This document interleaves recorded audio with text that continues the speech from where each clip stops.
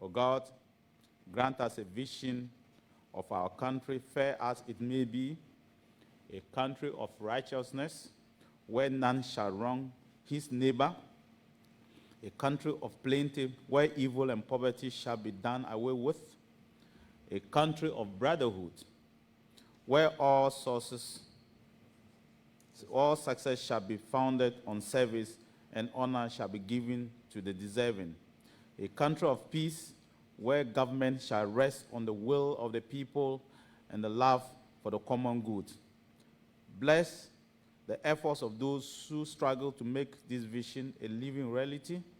Inspire and strengthen our people that they may give time, thought, and sacrifice to speed up the day of the coming beauty of Ghana and Africa. Amen. Amen.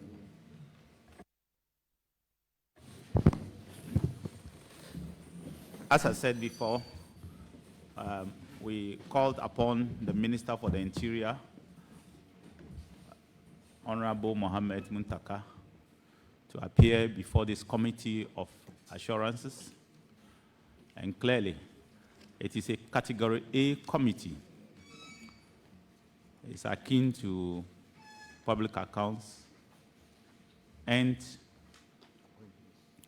appointments committee. The mandate is captured in Order 225, and Order 225A. The committee shall pursue the execution of every assurance, promise, or undertaking made to Parliament by ministers, committee chairs, members, and other state functionaries, and report to the House on the fulfillment of the assurances, promises, or undertaken by persons referred to in paragraph A. So the work of this committee is expected to ensure that every promise, every assurance, and every undertaking made by the categories are listed before: ministers of state, all government functionaries, committee chairs, and members of Parliament that are made to Parliament. And the definition of Parliament by our convention is not limited to the chamber. Any committee meeting, any gathering of members of Parliament where Parliament itself has sanctioned, we are making an assurance to Parliament. And it's the duty of this committee to do that. We'll be looking at the budget presentations and the assurances that have been made, the state of the nation and the assurances that have been made to the people, and all the various assurances that government officials in particular have given to the public. We would ensure that they tell us whether those assurances have been fulfilled or not. We will set up a tracking system where the public will be able to see the assurances made by ministers and government functionaries and whether they have been fulfilled or not. It's all of us together that are expected to build this nation. We can do our part, and when our time is due, we will leave and let those who continue come and continue. The Kwame Nkrumahs are gone. The Buziers are gone. The Rawlinses are gone. The Kufuor time is over. Akufo-Addo time is over. John Mahama's time will be over. And some will continue, and this country will not die. This country will continue. So we will do our part, but we can only do it well. So I want to encourage members to continue to give your part. You will be judged not by your partisanship, but you'll be judged solely on what you have done for Mother Ghana, and whether what you are doing it adds or subtracts to it. Those who are judged fairly and those who are remembered are those who stood for good and who stood for what is right, not because they stood for what their parties were thinking. So as opposition members and as members in government, you will only ask yourself, is this good for Ghana? And if it's good, do it, regardless. If it's not good, don't do it. So at this time, I will allow members to introduce themselves, and then after that, my ranking, who is the member for Ijura, will make some comments, and then, ladies and gentlemen, we can start. I want to thank the media and the general public for coming. We hope that whatever transpires here, please ensure that you report adequately and professionally, and report what you have seen and not your commentary. The difficulty is when you add your own ideas and what you think, you must report only what the person said to the public. If the Honorable Minister reports on recruitment, please report what he said. If he says something about flooding and the number of people who died and what they did, report what he said. If the Honorable Minister is talking about the conduct of police, report exactly what he said. Don't add your commentary to it because it will distort what he said. So, colleagues, my name is Dominic Nitiwo. I am the Member of Parliament for Bimbala. I am also the chairman of this committee. Thank you and welcome.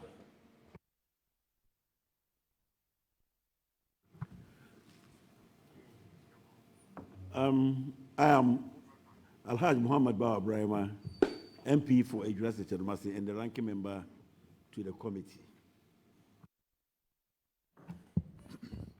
My name is Kofi Mafo. I'm the Member of Parliament for Achansi in the Eastern Region and a member of the committee. My name is Mustafa Tanko Amadou, MP for Bia West Constituency and a member of the committee. Thank you. Hello, good morning. I'm Kuku Abisio, Member of Parliament for Ahanta West and a member of this committee. Thank you. Good morning. My name is Maxwell Kwame Lukuto, the Member of Parliament for South Tong Sogakope, and I'm a member of the committee. Honorable Alhaji Alasan Mumuni, the Member of Parliament for Salga North Constituency and a member of the committee. Joseph Akwete Teti, MP for Kunkata Manso, member of this committee. Andrew Darichiwite, MP for Solatona Kalba, Deputy Ranking for the committee. Ajia Aisha Salifu, Clerk to the committee. Thank you. Honorable Member, please. Honorable Minister, introduce yourself and then your staff. Well, thank you so much, Mr. Chairman. Honorable colleagues, I'm here with my team, but those immediately around me, Madam Frida, who is the head director in charge of migration at the Ministry of Interior. And then I have Dr. Ofe, who is the director in charge of administration at the Ministry of Interior. And then I have Ms. Aye, who is director of finance at the Ministry of Interior. I am Muntaka Mubarak, the Minister for the Interior. Thank you so much. Thank you. So, Honorable Minister, I will hand over to my ranking to make a few words, and then we can begin. Once again, let me welcome all of us to today's public hearing. Like the chairman said, assurances made to Parliament is assurance made to the people of Ghana. And once we are standing in for the people, we need to follow up, to track, to ensure that the assurances that have been made to the people are fulfilled. Let me also put it that this committee is not a witch-hunting committee. At least it gives ministers and duty bearers the platform to be able to explain and to bring the public up to speed as to the various stages of implementations of the assurances that they've made to the public. And for that matter, this is not a witch-hunting committee. It's a committee that at least we are ensuring that at least duty bearers come to the level of citizenry to explain to us what the assurance that they've made to us. There are various stages of implementation and what is also left. So I'm appealing to all ministers that at least this is a platform that is supposed to be an educative platform for them to be able to explain to the public. And for that matter, they should always avail themselves to this committee that it gives them the platform to be able to explain to the public as to the various stages of implementation of the assurances that they've made to the public. On this note, I'm not going to speak much. I will hand over back to the chairman so that at least we're already behind time so we can start today's proceedings. Once again, I welcome all of you. So, the Honorable Minister for the Interior, you have a very important role in this nation. Your ministry, you have a lot of agencies, and if your ministry fails us, this country will be in big trouble. Yes, this country will be in big trouble. So, Honorable Minister, as I said, you have a big role in this country. And as you know, because of parliamentary procedure, you will not be able to answer any question unless you do that under oath. And so I will urge you to rise up, and the clerks go and do that with your team, if your team members will speak. So all of them must rise up and swear and be under oath, so that whatever you say, you will say it under the oath. And the meaning of that is very obvious to you and your team. So please go ahead now.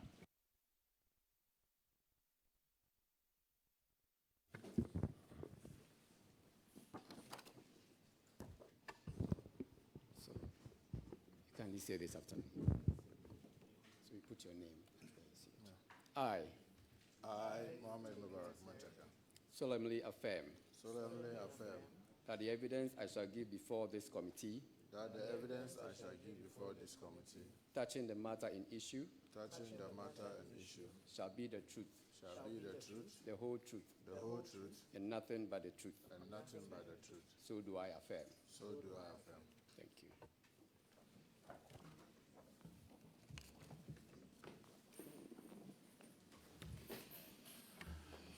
Honorable Minister, welcome to the Parliamentary Committee. You were a leader in this in Parliament, so obviously this is not new to you.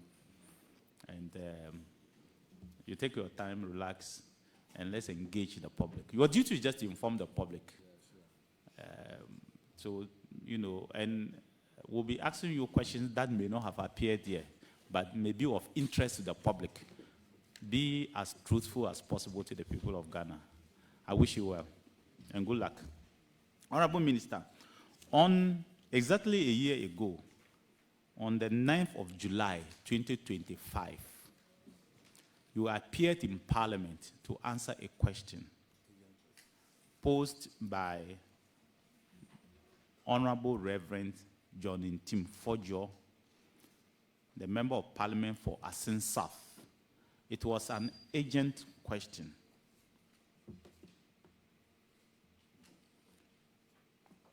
It was and it's in the hazard. So I'll read a question to you, and you will go ahead and answer the question. Because in your answer, you said, I can assure that we are, and then you continued. The question is, Mr. Speaker,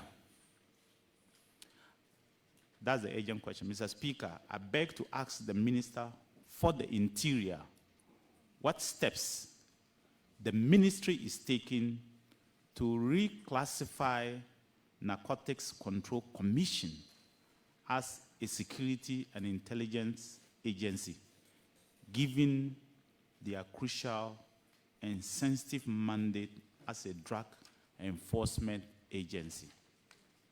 Honorable Minister, we want to know, you assure the House of certain steps that you will take, because you said you were taking some steps to do that, and you gave us an assurance. Want to know where you have reached, the updates. Have you been successful? Have you been successful? And what is it that you have done and why you had to do it? Honorable Minister. Well, thank you so much, Mr. Chairman, honorable colleagues. I mean, like you rightly said, for the Ministry of Interior, we know the pivotal role that we play to ensure public safety in our country.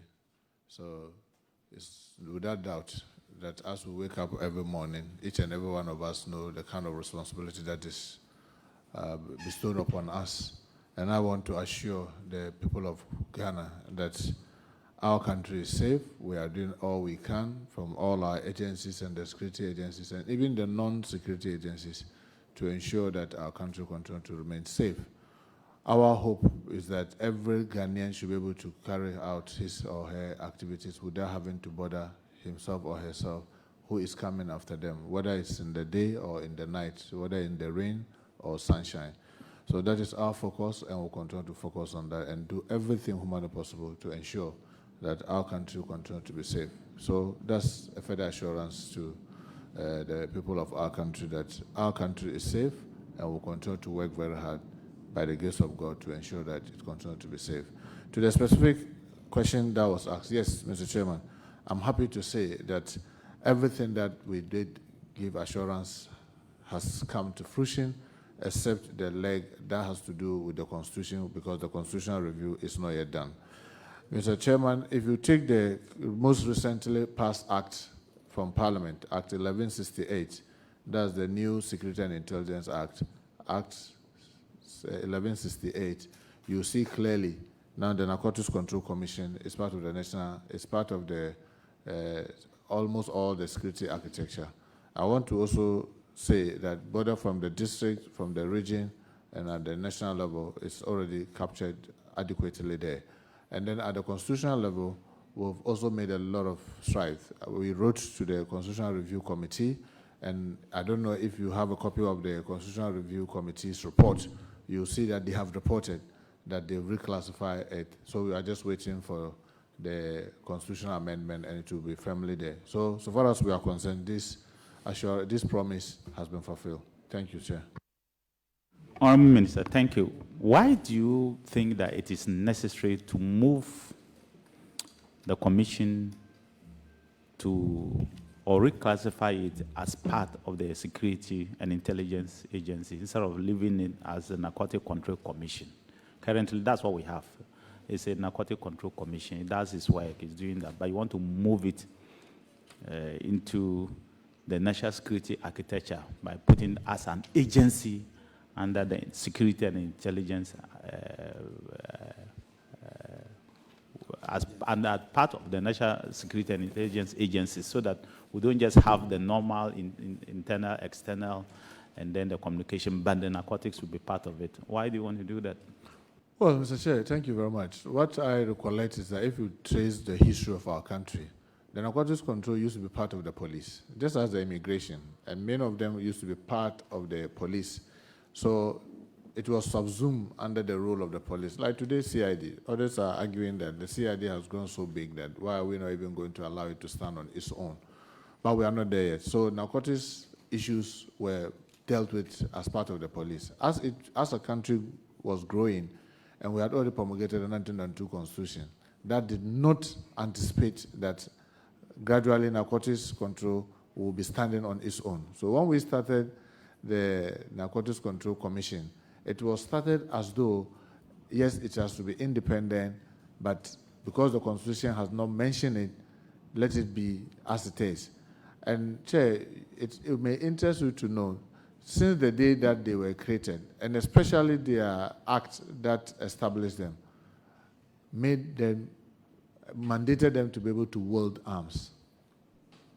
So they wield guns, they do search, they do arrest, they are able to, they do intelligence, they do almost all the things that others do, except that they have not been classified as a security agency. So we thought that this was an abnormal, because you can't be authorized by a parliamentary act to wield guns, and yet you are not classified as a security agency. So we took steps to make sure that we normalize this. So yes, currently there's virtually nothing that they don't do. By the grace of God, since we even came in the past 18 months, we've been able to work with the Attorney General's office to give them the prosecutorial powers so that they can even prosecute their own cases, just as the police do. So today, if there are narcotic issues, they no longer carry it for Attorney General to prosecute on their behalf. The Attorney General graciously, my colleague, Honorable Dominic Ayini, saw the need when we made the argument to train them and designate them and give them the mandate to be able to do that. So yes, because of the role that they are playing and the work that they are doing, they wield guns, they do intelligence, they do arrests, they do confiscation, they do all the, and now today, they even do prosecutions on their own. That is why we thought that it was even long overdue that this should have happened much, much, much longer. But thank God, never, I mean, late but never, but say better late than never. At least now, when you take the Security and Intelligence Act, they are firmly stated. So at the District Security Council, they will sit. At the Regional Security Council, they sit. At all levels, they sit. They are part of the JIC, what we have as our entire arrangement that you are very familiar, Joint Intelligence Committee, they sit there too. So they are fully already working as such. And interestingly, the Director General now is a 2-star general. So it crowns it all. Thank you, Chair. Director General, you are welcome. Thank you very much, Chair.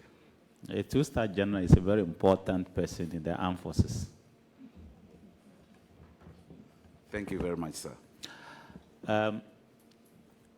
Which ministry is the current supervising ministry for this commission? Well, Chair, under their own act and our the Ministry of Interior's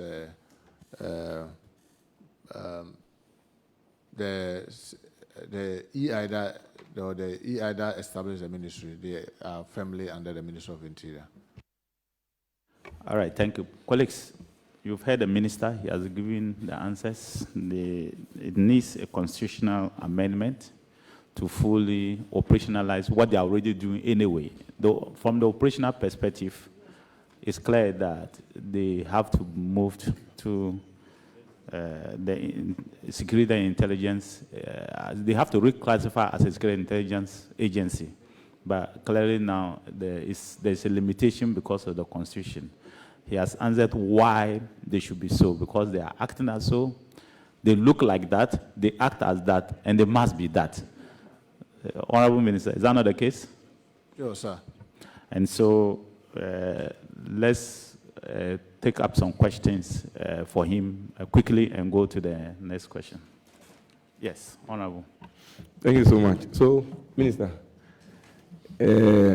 about the narcotics, you know we have this issue about the weed, and your recent rampant or arrest and seizure of the items.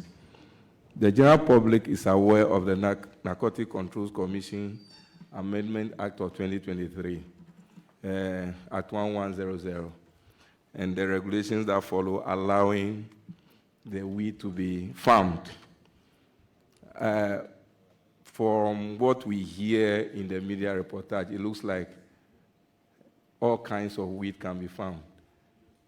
Has there been that conscious effort to educate the public as to what we can farm and what we cannot farm, what grade we cannot farm? Because if you monitor, you realize that they say, we can farm weed. Why are we farming and now they are arresting us? A recent report of, I think, is the US or one country that they said they got over 12 billion by the farming and use of trading in these narcotics. Why are we preventing people from doing their legitimate work, so they say, because it's understood that the law has been passed?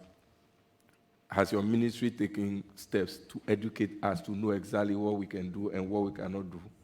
And what do you think with the recent misunderstanding that we hear in the media space, what do you think going forward you have to do to educate us more to understand what you stand for? Thank you.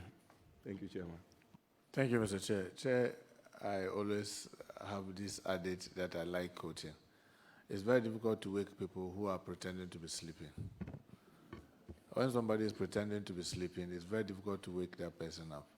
And then when you want people to understand something, that depends on their livelihood. It's very difficult for them to understand. So if I can quote the former Vice President of the United States of America, Al Gore, he said, how can they understand when their source of livelihood depends on not understanding? So I addressed the press myself.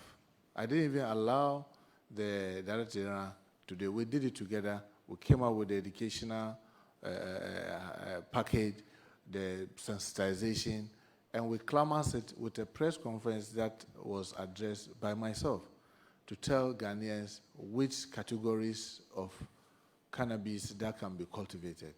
And it is very clear. It is a cannabis that has a THC content of 0.3, not and below, for industrial purposes. And we set out the guideline, what it takes. And as I said, to interest you, last year, 2025 alone, we did 2,117 engagements, 2,170 community engagements.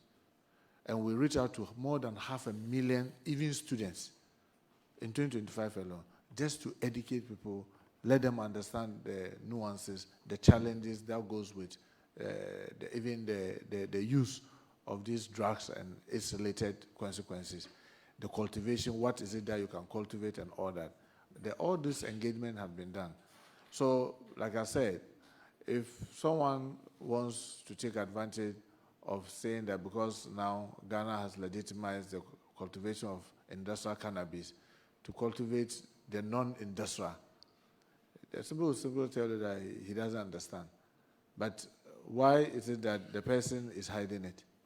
Because in some of the areas that you yourself alluded to, I mean, when they heard our people are coming, they go and hide it in the shrine, thinking that they could use the shrine as a cover. And then when our men enter the shrine with their boot, then they say that we've designated the shrine. And I said, who designated the shrine? The one who went and hit the weed, and the one who went to get the weed. Who has really designated the shrine?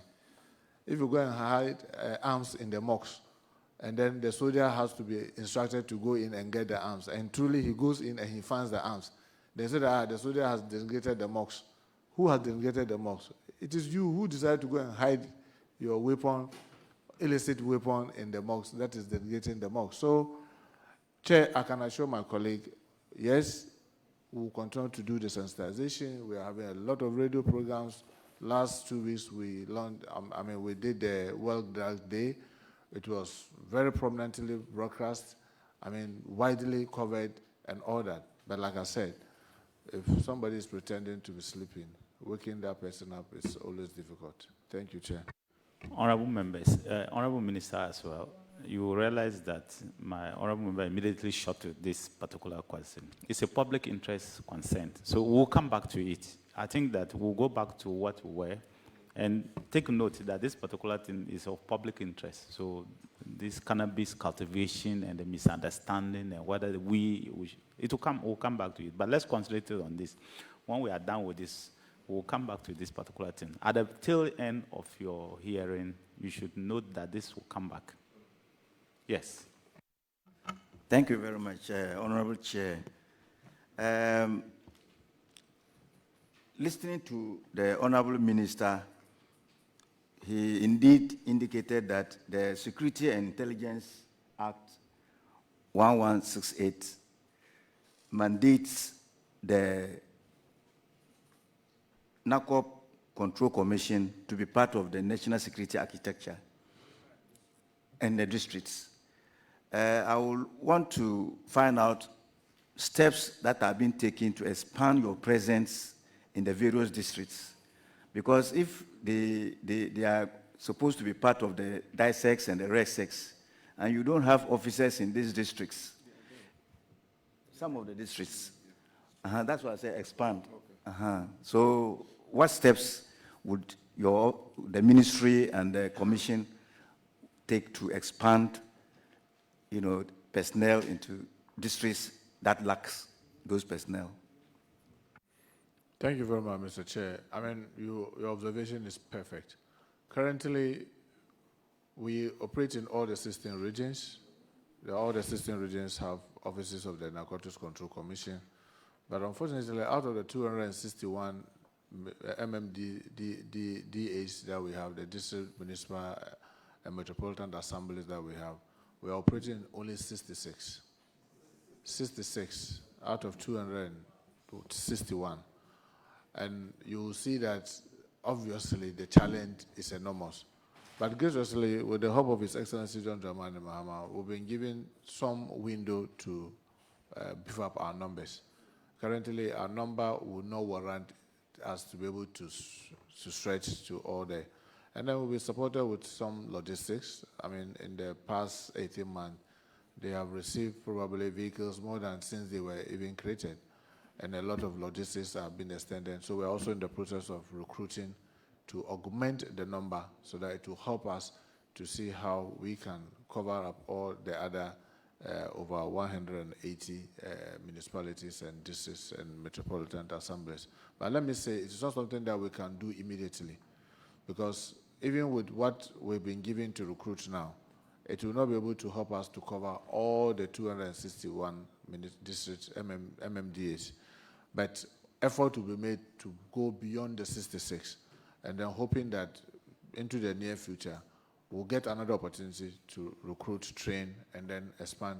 Our target is that if everything goes well, in the next, 5 to 7 years, we should be able to be everywhere within the country. Let's also remember that some of the areas are more prone, so our focus is more towards that area. So I want to assure you that we are on the path of expansion to cover all the districts, but currently we are only in 66. Thank you, Chair. Yes, Honorable. Thank you very much, Chairman.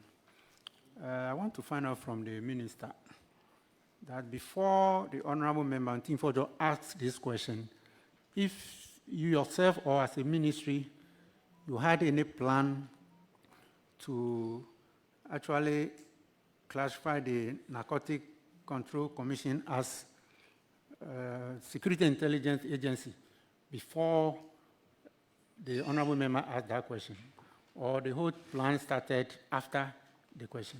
I just want to know. Well, thank you, Chair. In fact, if you look at the answer I responded to the question, it clearly shows that we're already on a path to achieving that. So that was why we're able to give that firm assurance. I mean, like today, when Honorable Momoni asked the question about why are we not in 261 districts, I was careful to say that even with what we are currently doing, we are not sure we'll be able to cover all the 261, but we'll make effort to expand beyond the 66, because we don't want, if we hadn't started and the question came, there was no way we could have given those assurances. But before the question came, we're already way ahead with our plans to ensure that they were properly classified. Thank you, Chair. Yes. Okay, so we'll go to the next question. There is a supplementary to this particular question. The same Honorable Reverend John Ntimfojo. Mr. Speaker, considering the fact that given the broken down scanners at the ports, narcotic substances could easily transit our ports, posing a significant risk to our collective fight to ensure zero tolerance to narcotics.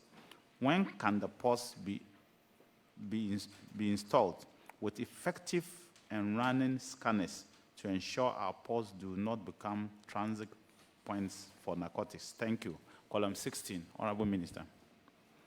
You did assure the colleagues that as soon as funds are available, you will make sure that we procure them, because it's so important, not only narcotics cases, but for all other cases, such as the ones involving people who are smuggling gold and other things that are not supposed to be smuggled at the ports. Thank you, Mr. Speaker. That was what you said as part of your assurance. Can you elucidate and give us what has happened? Well, thank you so much. This continues to be a very important and a major challenge to us. And by the grace of God, the Netherlands government came in and tried to support us to acquire one. Remember that we have scanners at the port, except that the type of scanners we call the intuitive scanners. That helps you to see the fine details, so that if someone is even going through it, you can virtually see the intestine. If the person is hiding something, it's what we don't like. What we don't have. For the normal scanners, we do. So this intuitive scanner, We got the Netherlands government to assist us to get one for the airport for a start, and we were grateful, but we were there and they sent the money to us instead of buying the scanner for us. And in line with our procurement processes, I insisted and told the Director General that, yes, the money has been given to us, but I don't want you to just go out there, say that because you are holding the cash, you are going to just pick it on the shelf. Go through the procurement process so that we can account for the money properly. And that's what has delayed it. My information from the Director General is that we're expecting it this week. That one will be at the airport. But His Excellency, the President, when he visited Singapore, the Singaporean government also did assure us some number of scanners. I'm told that those ones were likely to get about 8 of such scanners. That will help us to place some of them at the Tema port, the Takoradi, and some of our other very important entry points like Elubu, Aflao, what do you call it? Our main ones, Elubu, Aflao, Paga, and Hamele, to be able to enhance the fight against narcotics. So, yes, it's resource constrained, but graciously, through the Netherlands government and the Office of the President, we are working to get these ones. And Mr. Chairman, I can assure you that once we have them, our interest is to place them to make the work that we are doing much easier, especially the Narcotics Control Commission. Thank you. Honorable Minister, our main point of exit, especially to the west, are 3.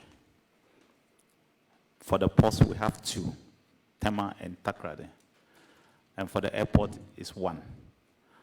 Maybe sometimes you will take Tamale because of the Hajj movements, but essentially 1. For the land, which essentially is West Africa, movement into West Africa, we have so many. In fact, the unapproved routes are more than 200. You know, and I know. But the approved ones, are those that you mentioned. The big ones are less than 10, but there are a lot more that we approve. My focus is to those to the west. That's beyond the sea. That they are the people. That's my focus. As once a while you hear drugs have been arrested in Australia, in America, in this, and from Ghana. Are we saying that we have not secured these 3 points, especially at the airport and then Tema Port? Mr. Chairman, I can assure you that we have. For example, in Tema, we have what we call the weapon detection system. It's a hand one that was delivered to us by the German government. But because it's a hand one, using it is more difficult because it uses the human discretion a lot. Our men are on the ground, like this Australian thing that you mentioned in passing. The Director General will tell you, even as of yesterday, we were still interrogating a lot of government officials. You have been Minister for Defense, and you know the importance of evidence. It's not everything that I can put out at this stage because we are still investigating and we are still interrogating people. Because there's a lot that are not adding up. You could see that there's some involvement of some people within the system.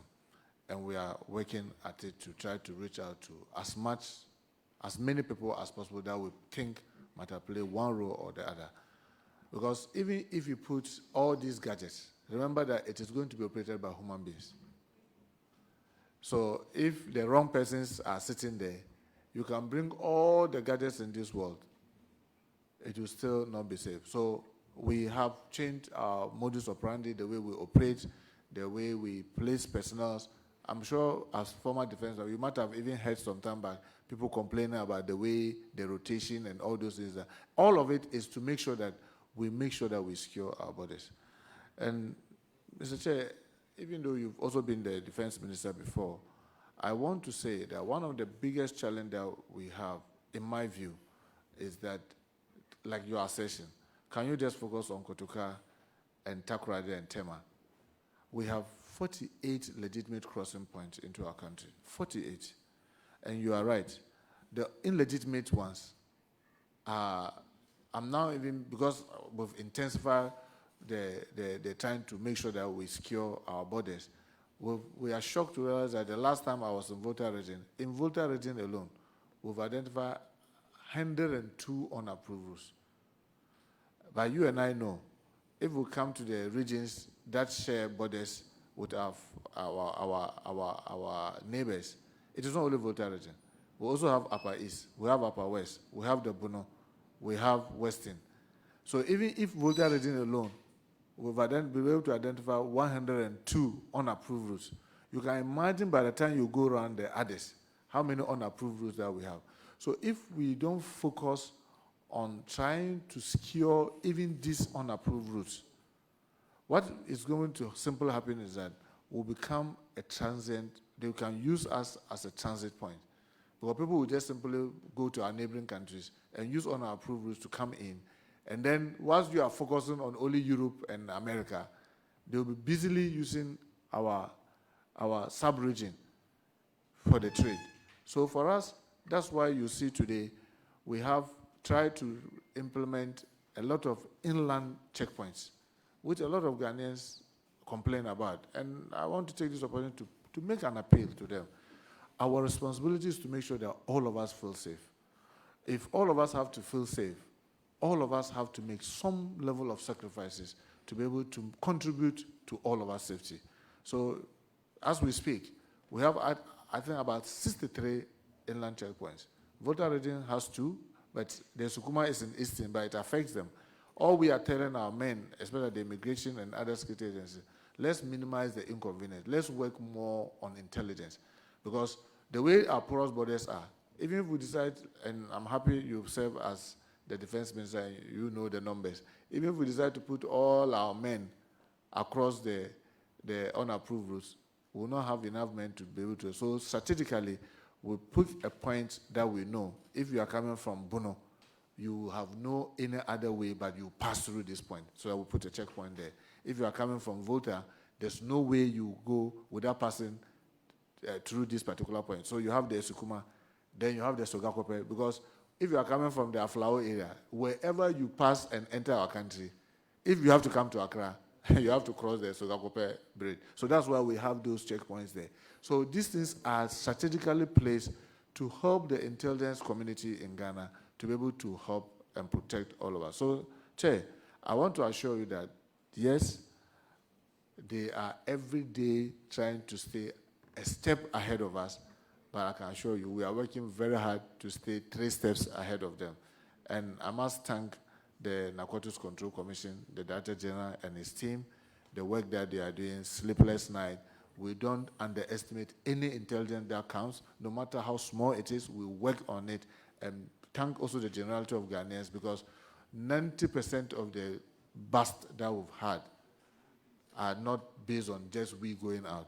It's just based on people offering to come forward and give us information. And we do the best that we can to protect them. And believe me, sometimes people get shocked when all of a sudden narcotics control appear to a specific place and they are looking for something specific.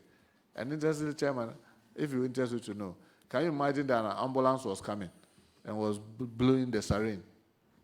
And the intelligence was telling that it was not carrying a sick person, but it was carrying a weed. And yet, when we tried to stop it, no, it's ambulance. Said, no, stop. You stop, and lo and behold, it was carrying weed. I mean, people send this, what do you call the bullion vans. They go to offload Bank of Ghana cash into cities, and when they are going, they carry weed. And then they'll be blowing the siren, and we open way for them to go through with their drugs. And based on the intelligence and people informant, we're able to track. And I'm not saying this because maybe he's sitting next to me. I'm just so proud of the general. I mean, the work that he's doing, uncompromising, very firm. No matter who you are, he will just tell you that this one, it is only God and the court that can free you. After ours is to make sure that we prosecute. So, yes, it's not easy, Chair. If I sit here and make it look like it is easy, it is rosy, I'll be lying to the committee.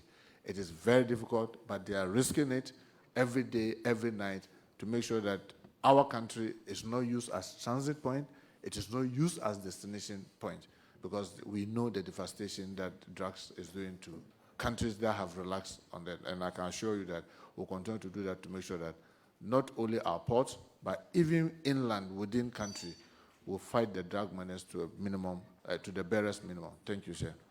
Honorable Minister, I'll just ask one more last question and my colleagues can take over.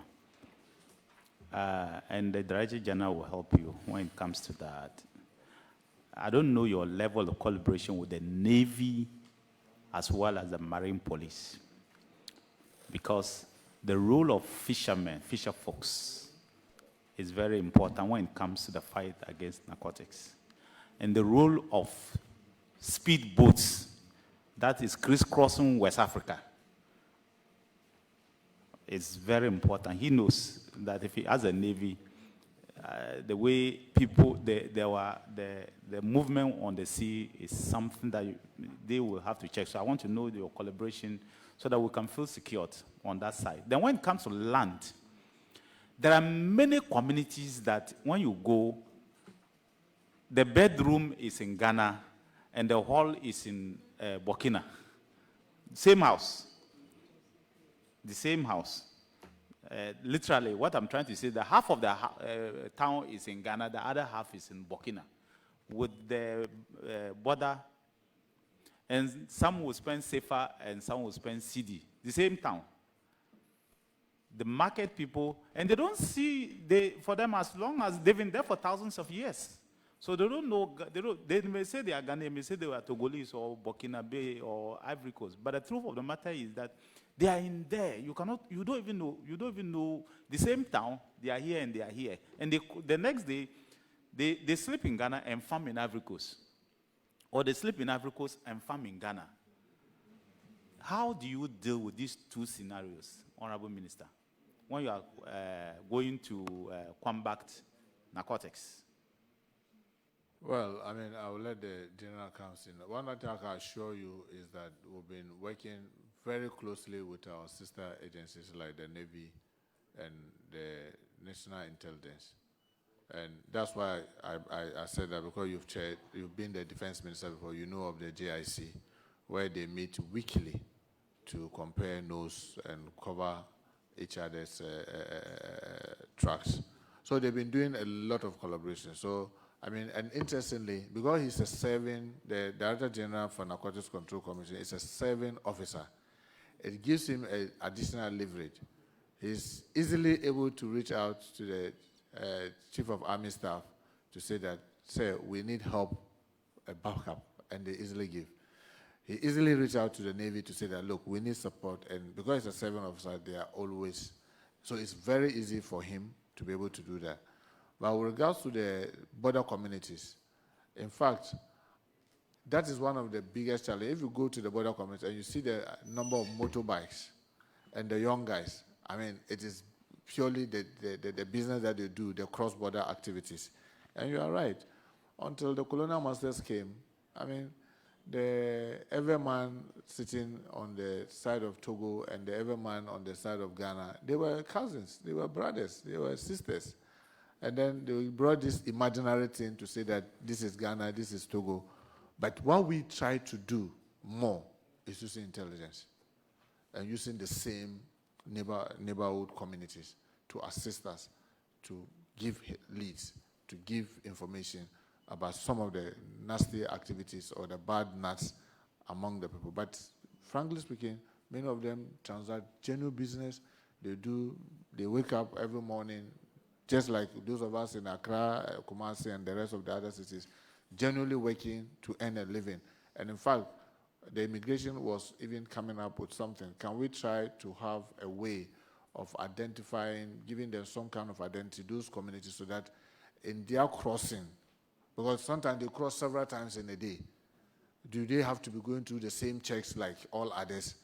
The immigration is coming out with a mode to be able to help minimize the inconvenience that those in the border towns suffer.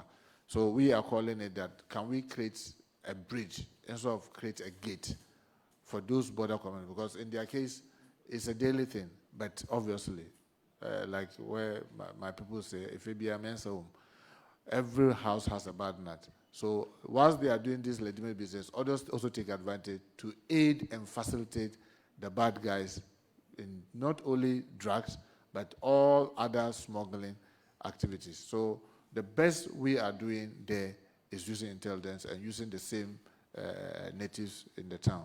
So, General, I don't know if you want to just... We want to hear from the General, but General, I know that you've sworn in so many oaths, but you need to do one today. So rise up and they'll swear you in, and then you can go ahead and we'll listen to you.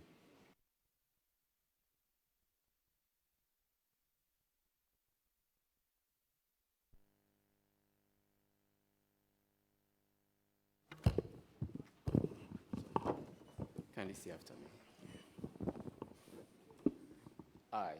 I, Major General Maxwell Mante, Swear by the Almighty God swear by the Almighty God that the evidence I shall give before this committee that the evidence I shall give before this committee touching the matter in issue shall be the truth, the whole truth, and nothing but the truth. So help me God. So help me God. Thank you very much. So now we can listen to you.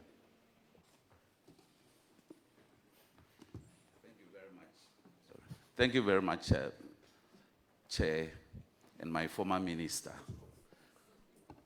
I think the premise you laid even answered my question, and the response from my minister did same. We've been collaborating with all other security agencies, the police, the security agencies, immigration, fire, customs, and prisons.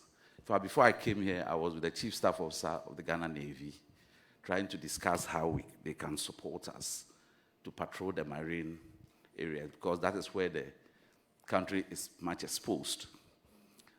Each day, the traffickers evolve new strategies and try to go ahead of us. They connect and they cooperate amongst themselves as to how to outwit them. And so it is incumbent upon us as an agency fighting narcotics to connect and collaborate with our people. But as my minister said, we base most of our operations on intelligence. The only thing is that Ghanaians now have become a bit, so when they send you intelligence, they demand money. There was a time somebody came to me and said, if I could build him a house, he will help me do a lot. Unfortunately, we couldn't do that. So we continue to work, and I can assure you that, like my minister said, we work diligently, knowing that we have the backing of honorable members and your good self as my former minister. Thank you very much, sir. So, colleagues, please. Yes, Deputy Ranking, after that, we'll go to you. Thank you, Honorable Chair. Honorable Chair, listening to the Minister regarding the porous nature of our entry and exit points and the numerous unapproved routes, I'm tempted to suggest that the committee should be recommending to the ministry to, as a matter of urgency, establish offices in all districts that share boundaries with Togo, Burkina, Ivory Coast, so that we are able to man the checkpoints, and then we are even able to recruit people to do patrols around in order to strengthen our borders and all those things. So that's just what I think I should share with you, Honorable Chair, so we see the way forward. Well, Mr. Chair, thank you so much. I mean, your suggestion is perfect. Now that, like I said, we will not be able to, even with what we are going to do now, the new hands that we are currently preparing to bring on board, we'll still not be able to reach out to all the 261. Obviously, our focus will be to make sure that we make sure that almost all the districts that have border towns, at least we'll start with those ones. Even the 66 that we have, a lot of them are focused based on these border towns. But I think it's a good suggestion that is already part of what we are thinking when the new hands are on board and we are expanding. We'll obviously be expanding towards where it will be most effective in terms of the enforcement that we are carrying. Thank you, Chair. Yes, Honorable. Thank you, Mr. Chairman. Yeah, Mr. Chairman, I want to find out that the expectation for the installation of the scanners at the airport was 8 weeks. I want to find out from the minister if they've done the installation. Well, Chair, I think I mentioned this earlier. Our original thought was that when the Netherlands promised us, they were going to buy the scanner and send to us. And lo and behold, they brought us the money within that 8 weeks. But like I said, when they sent it as cash, then I then told that that, look, I don't want us to just go into the market go through the procurement process. And you know the procurement process in our country, you have to secure PPA, you have to do this and that before you award. That's what has made it take that long. But after the Netherlands government, when they made the promise, they fulfilled it and gave us the money in good time. But unfortunately, because they gave us cash, we had to now go through the procurement, and that's what has delayed it. But we are hearing from the contractor that most likely this week he'll be able to deliver and install. So we'll be following through, and if there's a need for any updates other than what we already have said, we'll let the committee have it. Thank you, Chair. I have my follow-up. Mr. Chairman, the response that came from the minister earlier on indicated that for Thermaports, they are using handheld scanners. That is the narcotic people, that's what they are using to assess or to do the work. But we all know for Thermaport, we have scanners, within the import and the export sector. And so the question is, why are the Narcotic Control Commission not using the scanners provided at the port, but rather resort to using handheld scanners? Let me take the minister through the process of import and export. Unfortunately, if you could just let me say this, because it looks like we did not understand. Maybe you didn't understand what I said.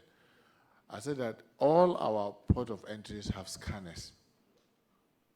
But the scanners, when it comes to narcotics and ammunition, you need intrusive scanners, which we do not have adequate.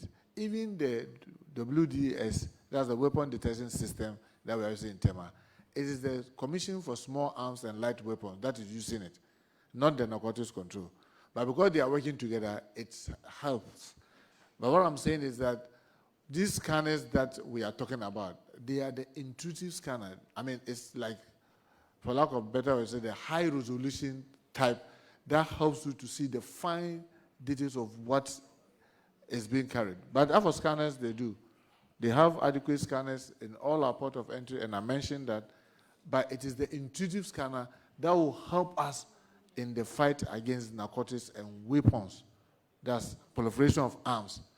That is what is calling for this additional intrusive scanner. So if you get maybe what I said right, maybe it will help you to ask the right question. Chair, thank you.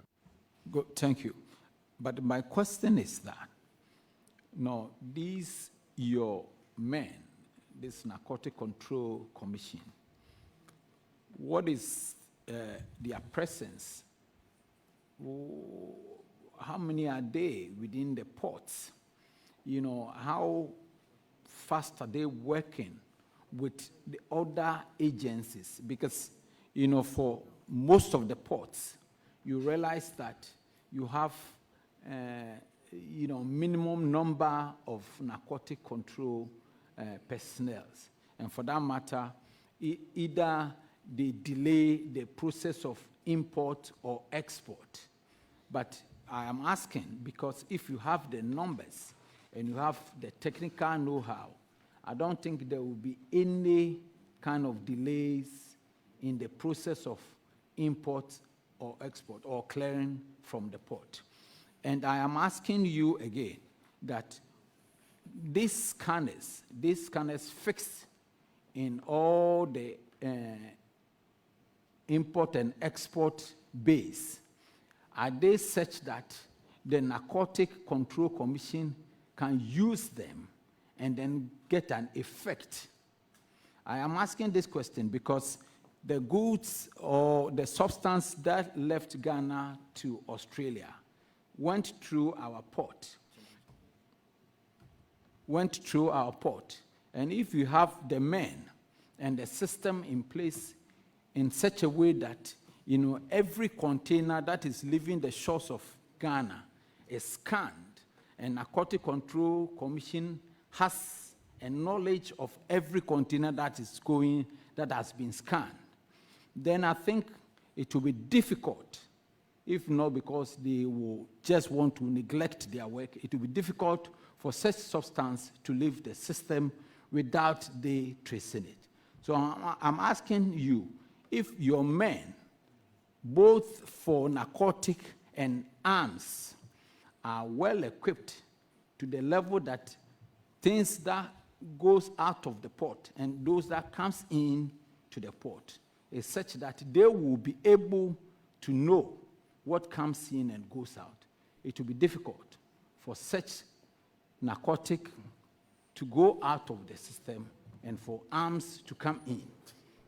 This why this Honorable Minister, so also be very short, just as colleagues. Well, I would just want to say that I don't recollect whether maybe the member came a little late. When I was answering this, I said that, yes, they are working as a team, and sometimes I even made reference that the defense minister might have heard, former defense minister might have heard, that in our operational changes in shifting officers and what have you, and I said with respect to the Australia, even yesterday we were interrogating because some of the things that we realized had the involvement of persons within. I didn't want to say, and I said because we are still doing interrogation, I don't want to say, are they from customs, are they from narcotics, are they from small arms, are they from the Gapoha? I don't want to mention any institution, but we are saying that our interrogation and investigation is pointing to some insider, what do you call it, collusion, but we are investigating. So yes, you are right, the kind of work that we are doing at all the entry points, no individual or container or cargo should enter or exit our country without our knowledge. Yes, but when, and I mentioned also, no matter the sophistication that you put at the point of entry, it will be manned by persons. And if those persons decide to compromise the system, you have periodically some of these things that you see. So be rest assured, like I said, we are doing the best that we can. We check both within and without to ensure that our borders are secured. So be rest assured, our borders are secured. We are doing the best that we can. We'll continue the fight. We'll try to stay 3 steps ahead of them as they try to stay a step ahead of us. Thank you, Chair. All right, thank you. So please, yes, thank you. Thank you, Mr. Chairman. Honorable Minister, let me first of all commend you and your agencies for the successes you have been able to achieve relative to narcotics. However, we all know that there is quite a number who are able to escape the various security agencies, and they are able to integrate the proceeds of these illicit businesses into the legal financial system. I know there is various mechanisms that your agencies are able to check these illegal proceeds and then able to freeze them. But we hear of the arrest of the substances itself more than accounts being frozen. My question is that, are we able to do more so that this illegal proceeds that they are able to, these drug traffickers are able to integrate into the system which serves as the motivating factor? Are we able to do more to track and then freeze these various accounts and then prosecute them? Thank you. Honorable Minister.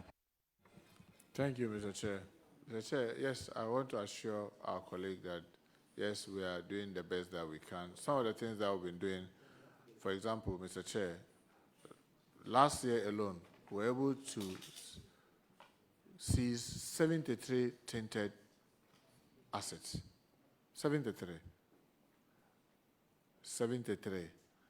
And, I mean, the cash frozen in millions. Prosecution is going on. And I want to take this opportunity again to thank the Chief Justice for his support, because we now have a dedicated court for the prosecution of narcotics and narcotics-related offenses. With the help of the Chief Justice, we visited him, myself and the Director General. We make a passionate effort because we realized that before then, there were a lot of adjournment. They will risk their life, do all these arrests, and then when they get there, the persons are given bail, and then the adjournment just on and on and on. They get so frustrated, it takes too long. But by the grace of God and the help of the Chief Justice, today, we have a dedicated court that we are using, and we are seeing a lot of improvement in terms of the prosecution, to make sure that, yes, because before now, you struggle to do the prosecution to get guilt first. Then you now come back and start on the person's asset. Whilst you are doing the prosecution, the person goes down to change the assets into other people's name. So by the time you are finished, by the time you are done, all the assets are not there. Now we do them concurrently. We freeze and say that these are tainted assets. We freeze them. Once we are prosecuting, we are also working to get the assets, confiscated. And because of the way the law is, for us, it's helpful, because once we succeed in prosecution, getting conviction, and then seizure, we enjoy 50% of it by law. And now the Narcotics Control Commission, the Director General say, he will tell you, we're beginning to have assets like in buildings because we've done this seizure. So yes, it is on. It's not easy. Still, now one of the things that we realize that having succeeded in getting a high court dedicated for us for the prosecution, now they run to appeals court. And sometimes they go, before we realize, the appeals court tend the judgment at the high court. So we are now back to the Chief Justice to try and see whether we can create a special appeal court for the narcotics. Because you see, it's a specialized area. So judges need to really understand the modus operandi. Other than that, if you look at it on the surface, even me myself, sometimes they come and I'll call the general and say, but this one, the person is just going his way. Why are you trying to frustrate the person? They say, the person is on Interpol. We track the person moved from Netherlands, from there to this place. In a day, the person did that. They do all those tracking. So if you don't understand, if you are not within that environment, on the lay surface, you just see that, they're trying to abuse the person's right. But believe me, like I said, not because he's sitting here, almost 99% of the persons that they've fixed their eyes on, they've succeeded in proving their case that, yes, the persons are involved. So, yes, the court was one of the challenges, but believe me, with the help of the Chief Justice, we are overcoming it. And I want to assure you that with the weight at which they are working now and the kind of successes that they are chalking in prosecution, it is going to make it very difficult for people to run away with this tainted asset. Thank you, Chair. So, colleagues, we will have 2 more plus ranking, and then we'll go to the next question. Okay, so you are the last for this one. Thank Honorable, you, the public is taking a lot of interest in your presence here. So prepare yourself. This gun matter you issued, some of the public people are looking for information from you. So remember that I will ask you a question about it. Yeah, thank you very much, Mr. Chair. Honorable Minister, I've listened to you and I'm happy with the high, intelligence level that you are placing to ensure that the drugs don't come. But we have the low ones, that is the schools. Now, I want to ask, what modus operandi, what have you put in place to ensure that these drugs that go to the school. The other time we listened to the Minister for Education and was, bemoaning the fact that even some students now in schools sell weeds. It is not only the weeds, we have all other drugs that are making them behave in some unfathomable behavior, coming up with some behaviors. Mr. Minister, what have you put in place to ensure that we keep those menaces down there? Thank you very much. I mean, in an earlier answer to your question, I stated that in our outreach, which was about 2,117 for 2025, majority of them were in the school environment. And we reached out to precisely over 500,000 students last year alone, trying to tell them and let them understand the consequences of drug and drug-related issues. You are right, it's not only weed, but also the synthetic drugs, the opioid, like the tramadol and the others. And we are working closely with our partners, the Ministry of Education, and that was why you saw what the minister did, because we were told that DES are giving instructions. You could not dismiss a student, you could not punish a student, you could not suspend a student, you could not all do that. And I told the minister that if they allow it and people could go onto their school and sell drugs and still cannot be sacked, then I don't know what we are turning our school into. And that was why the minister issued that directive to GS that they should be able to punish and dismiss such students. Additionally, we also realize that it is not, we don't do this only with enforcement. We also combine it with treatment. Because sometimes people really need help. Because the person just jumped into it through friends, and now parents and families are struggling with rehabilitation. It's just too unfortunate that as a country, we ourselves do not have a single rehabilitation center. But we are using 30 rehabilitation centers across the country, and they are largely faith-based and civil society organizations, NGOs, where some of them will charge us some minimal fees to assist parents and their wards who want to get out of addiction and addiction challenges. So yes, those things are there, but we are also working towards trying to get one for the state, where the state will have its own rehabilitation center. Additionally, one of the things that we tried to do to help students, to scare students, was to say that, look, now we are developing a policy to cabinet, and if we get cabinet approval, what it means is that you can no longer join any public service unless you do mental and drug tests. And if the drug test proves positive, then you are out. And we started that with the current recruitment exercise that we are doing. And to shock you to know that over 6,000 people got disqualified only because they were on drugs or had mental issues. So we are starting, and then we believe that when students realize that this could be a huge impediment to me getting into employment and going into the public service, it will help people to scare people to stay away. So yes, it's a combination of factors. We are not only using enforcement. In the case of the students, we are using more. Set up drug club, drug awareness club in schools, and we support them a lot with our drug education unit from the Narcotics Control Commission. So a combination of factors that we are doing. But our biggest effort is to get the source. Because if you don't get the source and you block the big guys, all these tiny ones who are using it, they will come looking for it, they will not even find it. So that is the kind of combination that we are using. Thank you, Chair.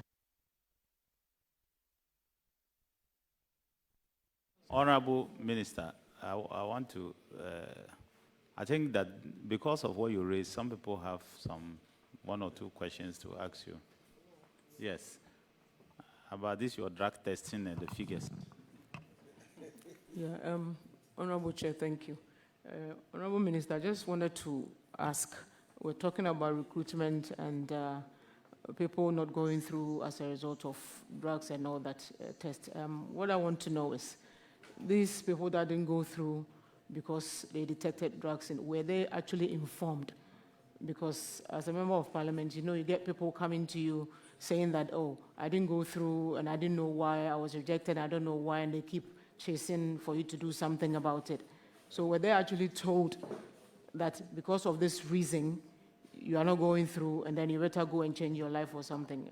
Thank you. Well, in fact, I remember he's here when we were discussing the argument. Let's send them the results. And then I remember, the recent recruitment, we had, I think, about 1,300 or so that were on HIV. And then they said, can you imagine sending somebody a resource, they're telling the person that you have HIV? That's not the procedure. The person has to go through some orientation. So one of the things that we did was simply to say that when you get disqualified, you are given a contact to reach out if you are interested in knowing the details. Then when you call, then they assist you to let you know. Because interestingly, some of the things that we realize are treatable. So people need to know and then also get treatment so that subsequent recruitment they could join.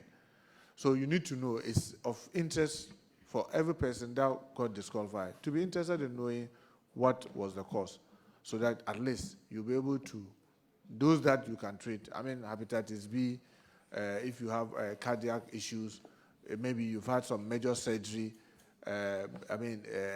drug, mental, and all that. A lot of it, some of them, I believe, you would help you be able to get out of it, especially those who had mental issues. People may not even know that they are having mental issues. But these are things that are easily treatable. So we encourage everybody to try and reach out. Don't just say because you've been discovered, you are no longer interested.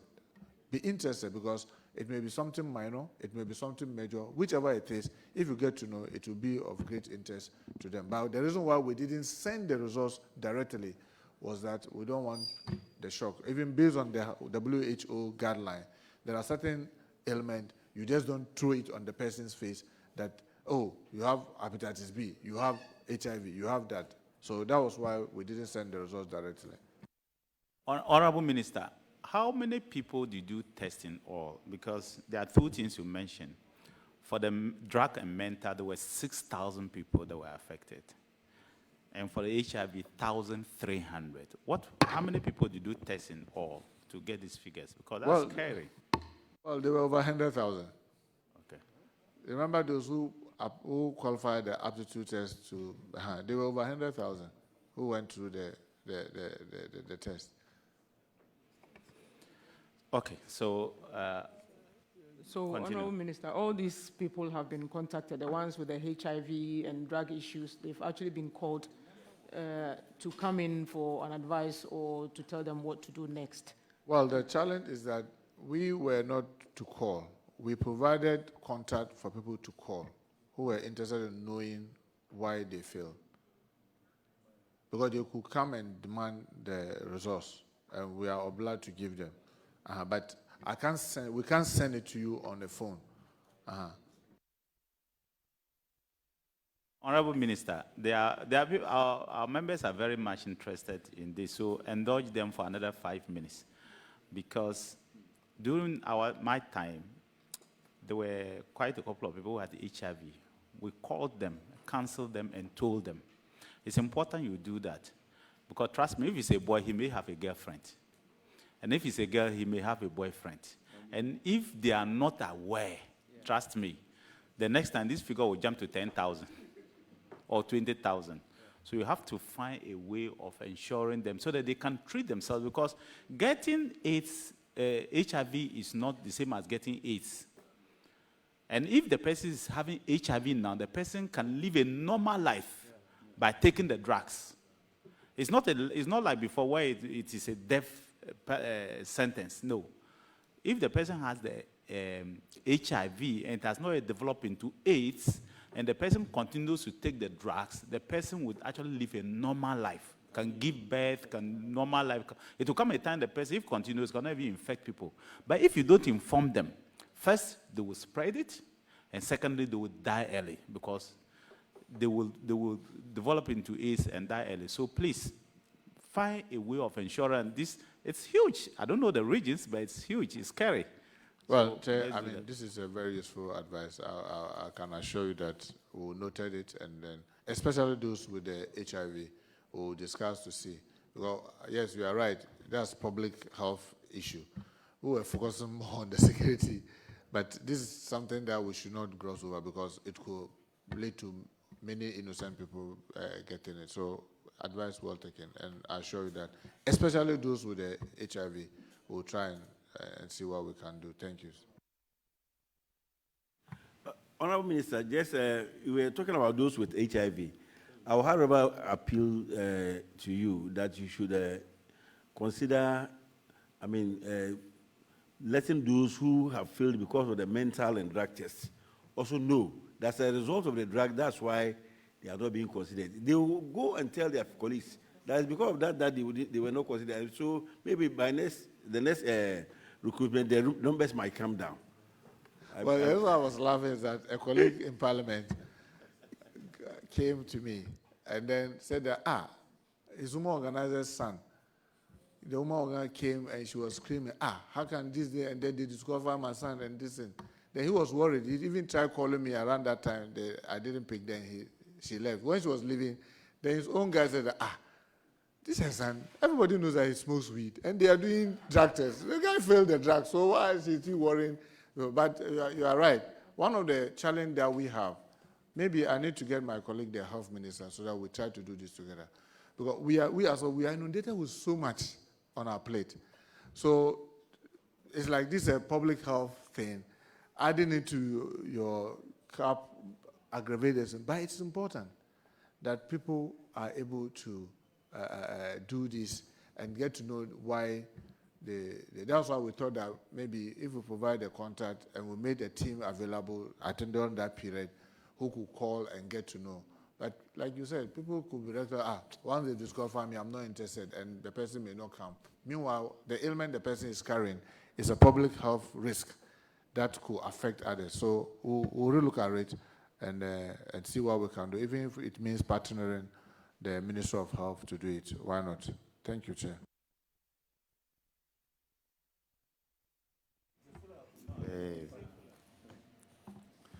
Thank you very much, Mr. Chairman. Honorable Minister, I know you are well-experienced senior man in this House, and the committee will thank you so much for attending upon the committee's call. And also, I will advise you as a senior member to be mindful of ambiguity, because it looks like for security reasons, you are giving a lot of information out, which it shouldn't be so. So if you can make your questions, your answers snappy, because it's the same people who will use it against you eventually. So please, you can keep some as a security man and give us the basic one. Okay. Again, about HIV, I think it will be prudent, or it will be more important or necessary for you to segregate those with HIV, the HIV patient. You segregate them or you isolate them from general public, because it will spread. And to avoid spreading it, because some of us are vulnerable. Maybe you never know. So, Honorable Minister, that you don't have to segregate answer. them. You segregate them from general public. But my question is about Narcotic Control Commission, Act 1019, which was amended to amended Bill 2023.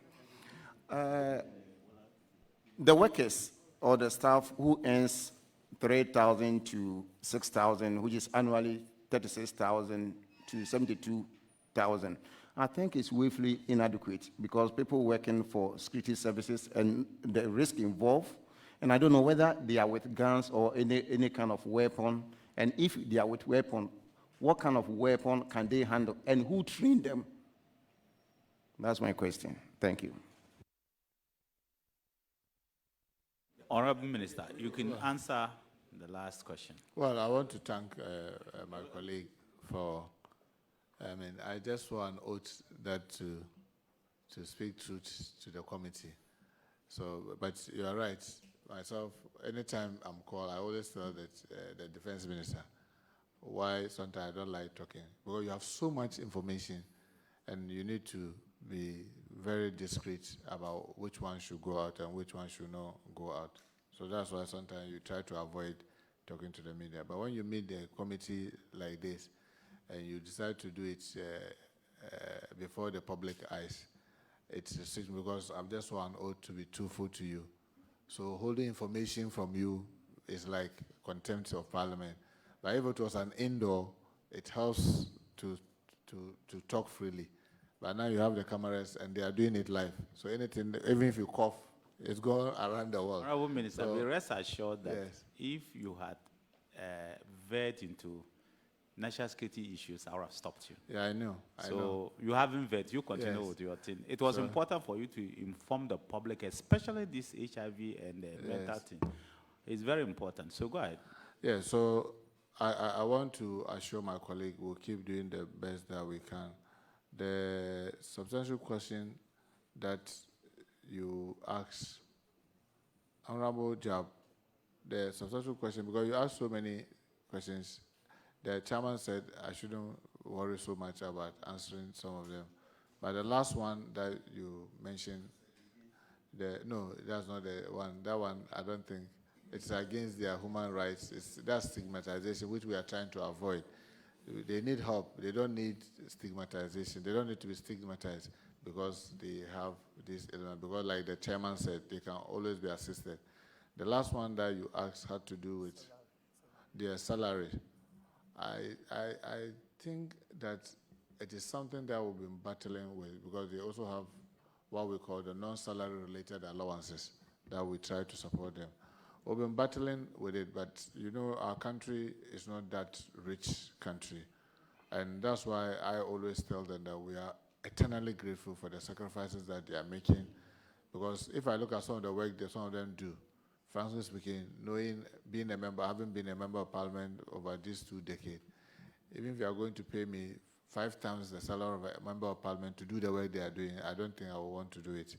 But they are sacrificing with those meaner salaries to do all those things, risk their life, the life of their families and all that. So we are eternally grateful. But the issue of the salary rationalization is something that this government has started to try and see what we can do so that we don't disadvantage them. But remember, they have something that I always say helps them. At least you get to a point you retire on the salary, even though it may not be big. Yours, maybe as Honorable Jab, is big, but when you exit Parliament, it truncates.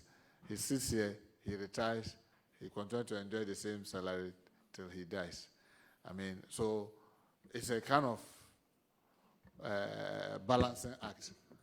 So because they retire on it, all finance ministers are very careful what level do you take them, because anything you put them on, they will go with it till death. So they always try to strike a neat balance. So the rationalization is ongoing, and I want to believe that we'll continue to prioritize their welfare, because in the case of their welfare, it's not only the salary. So many other things goes with it. So if you can enhance all the other things around them and make life, a bit comfortable for them, they are happy with that. So that rationalization is on, and I want to assure you that government will continue to prioritize their welfare because they continue to raise their life. Thank you, Chair.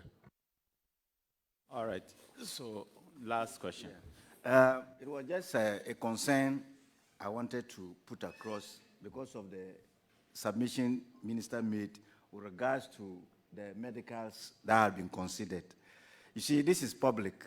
And so if we narrow ourselves to the HIV, the mental and the narcotics, a number of people who were disqualified would just think that they were disqualified based on these 3. So if you can say that there were other considerations so that other people would know that, because others with hepatitis B would have been disqualified and other illnesses. So I just wanted to make that point so that all those who were disqualified would not think that they were either mentally or HIV or narcotics. Thank you, Mr. Chair. Chair, he's perfectly right because the consideration were about, 18 or so, including even flat foot. When people went for medicals, they check how flat, even though you might have skipped the body selection, you come and they will check flat foot and they say that no, because of you, this is your flat foot, it will not be healthy for you. you have large scars on you, so that when you wear boots or uniform for long, it can create problem for you. I mean, you've had some major surgery in the past, and the skull is showing. They will use all those. So it's a whole elaborate thing. So in fact, some of them, I was even arguing with that. I said, I thought this one there is minor. They said, no, sir. I mean, it's not as minor as you think, because if the person goes into training and the training is extensive, the person could lose his life. I mean, sometimes they look at BP, and I say, but this BP level there is not bad. So no, with intensive training, it can trigger so many things. So it's a whole broad thing. You are right. I mean, over 18 items that they were looking at. So it's not just drug, mental, and HIV. I mean, like you write, hepatitis B, and all that. It's a long list of things that they were looking for. Yes, Chair. Thank you, Chair. All right, so we'll go to, thank you very much. We'll go to the next set of questions. My ranking will lead the discussion on that. Honourable Minister, we need you to update us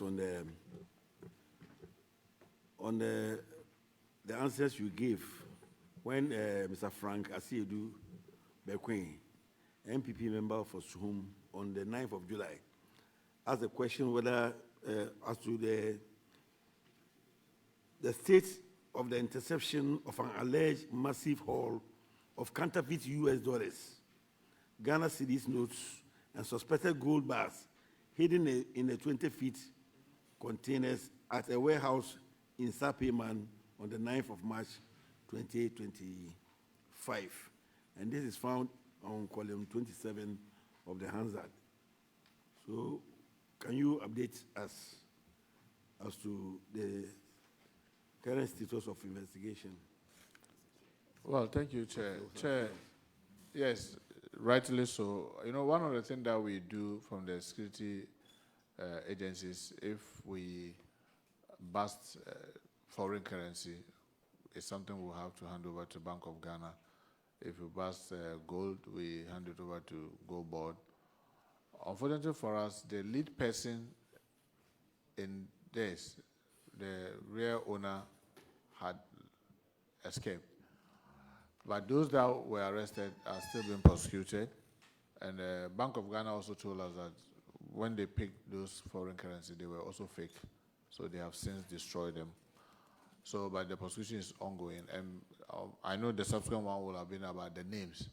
Because some of the kingpins have still not been, I mean, some of them will put them on stop list, hoping that any day that they try to re-enter the country, we'll get them. We still believe that it's not prudent to put the names of those that are in hand, because we've still not been able to get all of them. But the prosecutions are ongoing. Thank you, Chair. I think that he's lumped the answer to even the follow-up one. So I think that's what the minister has done. Minister, so counterfeit gold, the gold was, the US dollars were counterfeit. Means, as you said, they were fake. Is that right?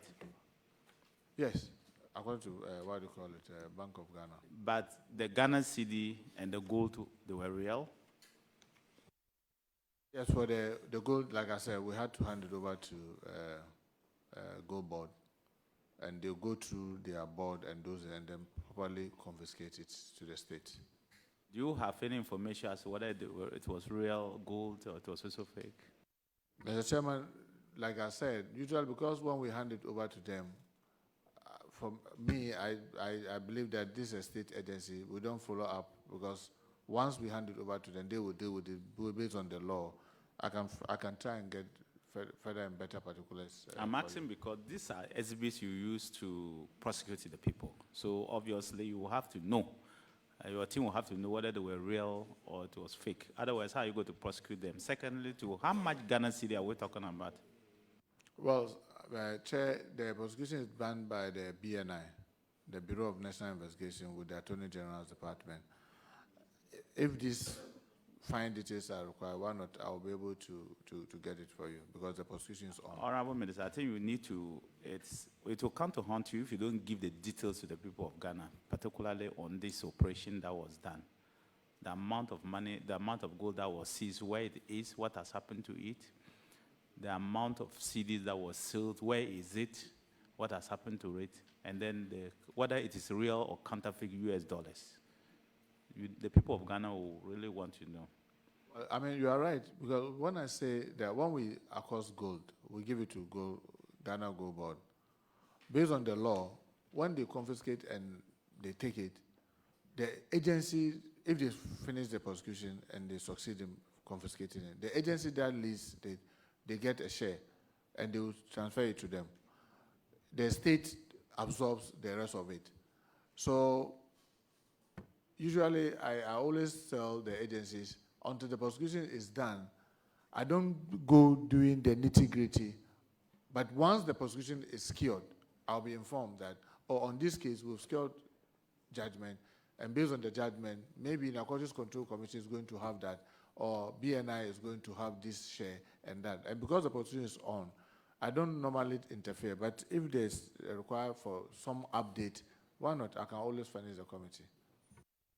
Yes, please. Deputy Rank and then you. Thank you, Honorable Chair. Honorable Chair, Minister, it's over a year now that the incident happened. Today's date is 9th. The Honorable Member asked the question on the 9th of July. So today's date is 7th. And so just almost a year. And we are still not done with the investigation. And also, I heard you indicate that the counterfeit USD have been destroyed. Is that the case? If that's the case, we are not yet done with the investigation. Why do we destroy that? Because what will be your evidence? Thank you.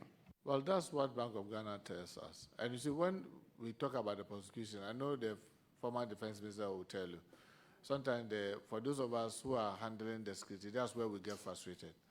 Where you think that this is like ABC, you think that if it was going to go to the village chief, it wouldn't take an hour for resolution to be done. But when it comes to court, it can travel sometimes for years. But our challenge is that we cannot be going to the Chief Justice and say that create special courts for us for almost all the things that we are doing. We've succeeded in getting it for Galamsey. We've succeeded in getting it for narcotics. I can't imagine going to the Chief Justice and say, can you create a special court for us for all the work of BNI? Then tomorrow you go and say the work of fire service. Tomorrow the work of police. It will become something, it will be like an absurdity. But believe me, honorable colleague, cases in court can take a long time. Sometimes it can drag for unnecessarily long. But that's the legal system that we have, and you can only bear with that. So yes, like I said, the matter is still being prosecuted, and they continue to pursue those that have escaped. And anytime the prosecutions are done and we secure judgment, why not? We'll let you have. And I may add this, Chair, and I know you do very well. When you are dealing with people who are dealing with this counterfeit other things, remember that these people also are holding a lot of money, meaning that they can hire good lawyers that can necessarily drag a case unnecessarily long. I mean, I'm not saying that they are doing anything wrong, but they try to take advantage of the legal system. One matter, they will take it up to Supreme Court and come back, and then take another matter up to Supreme Court and go back. So they can be doing a lot of front and back on the issue. So when it comes to prosecution, for every person who is working within the security space, that's one of the biggest frustrations that we go through. But that's what we have, so we have to bear with it. Thank you, Chair. Honourable Minister, it is the case that we have apprehended some people and they are facing prosecution. Are you willing to share with us details of those people? Because they have been picked up already. Why do we still have to hide their identities when we need to shame them? Well, I mean, like I mentioned, because some other persons are on the run. If now I go to mention and I say that, oh, Honorable C.O.A, Honorable Muntaka, all the people who know that they've had something to do with you and I, they will start fleeing further away. So that's why we don't mention the name. Because if you mention the name, remember that sometimes you can arrest someone for a particular case. In the interrogation, he talks about other crimes that have been committed. That's not even related to the one that you arrested. And I'll give you a typical example. I mean, this queen mother that was murdered in Atibobo. The arrest that was done was in Swedru. That has nothing to do with the Atibobo case. But during interrogation, that came up. And that leads to another path of chasing some other persons to prosecute. So the more you put the person's name out, when you've not gotten all the accomplices, you are just messing yourself, because then everyone who had done one crime or another with him or her will start running away, and then it makes your work difficult. That's why sometimes you insist, no matter what, we say, once we are not done, we've not been able to close to say that, no, now we have all those that we need. We don't want to put the names out, because putting the names out will compromise the investigation and the work that the security people are doing. Thank you, Chair. So do you think we should still hope that you'll be able to get the other culprits? Well, that's our hope, and that's why I told you that we normally will put people on stop lists. So sometimes someone will tell you that, oh, me, I travel, oh, I've been out of this country for like 5 years. When I came at the airport, then they arrested me. He committed a crime long ago. He himself had forgotten. He didn't know that he's being watched and he's still being wanted. And you know, sometimes what people do is that when they commit crime and they finally manage to escape and run away, and they do not heard the case being mentioned on radio or TV or in the media, they assume that, oh, they will just lie low. After some time, the matter will die. But sometimes they go and put it on the, what do you call it, Interpol. If it's on Interpol, then they'll be looking for that person everywhere the person is in the world. Sometimes they put the person on the stop list, meaning that any time such a person is coming back to Ghana, he's of interest. So even the immigration will not know why you are on the stop list. So when they arrest you at the airport at the first instance, they will just say that, oh no, Narcotics Control Commission is looking for you, or the BNI is looking for you, or the CID is looking for you. You insist, you've arrested me, you are not telling me why. They, the immigration themselves, will not be able to tell you why you are being looked for. But they've only been giving information that we are looking for Honorable Muntaka. Any day you see him, please make sure that you hand him over to us. So Muntaka's name will be on the system that's person of interest. So you may be away for 10 years. The day you arrive, they say that, you have something to answer with police CID. It is when you arrive at the CID, then now they'll go and bring the reason why you were put on the stop list. So you don't put those names out. Other than that, it will be very difficult for the security people to work effectively. Thank you, Chair. Is that the case? Those we got are facing prosecution. Chair, thank you, Chair. Chair, Minister, I'm looking at page 8 of your response to the committee, the last bulletin, which stated that all the SBs were secured and subjected to forensic testings, the results of which confirm their fraudulent nature. So I want to find out from you whether the gold too was found to be fraudulent. Once you handed it over to Gold Board. Well, like I said, this was being handled by the BNI, and that's the information that they gave. Thank you, Chair. Honorable Minister, so when that news came out, because I was privileged, where I sat out as a privileged person, I was laughing in my head because I knew where it would end.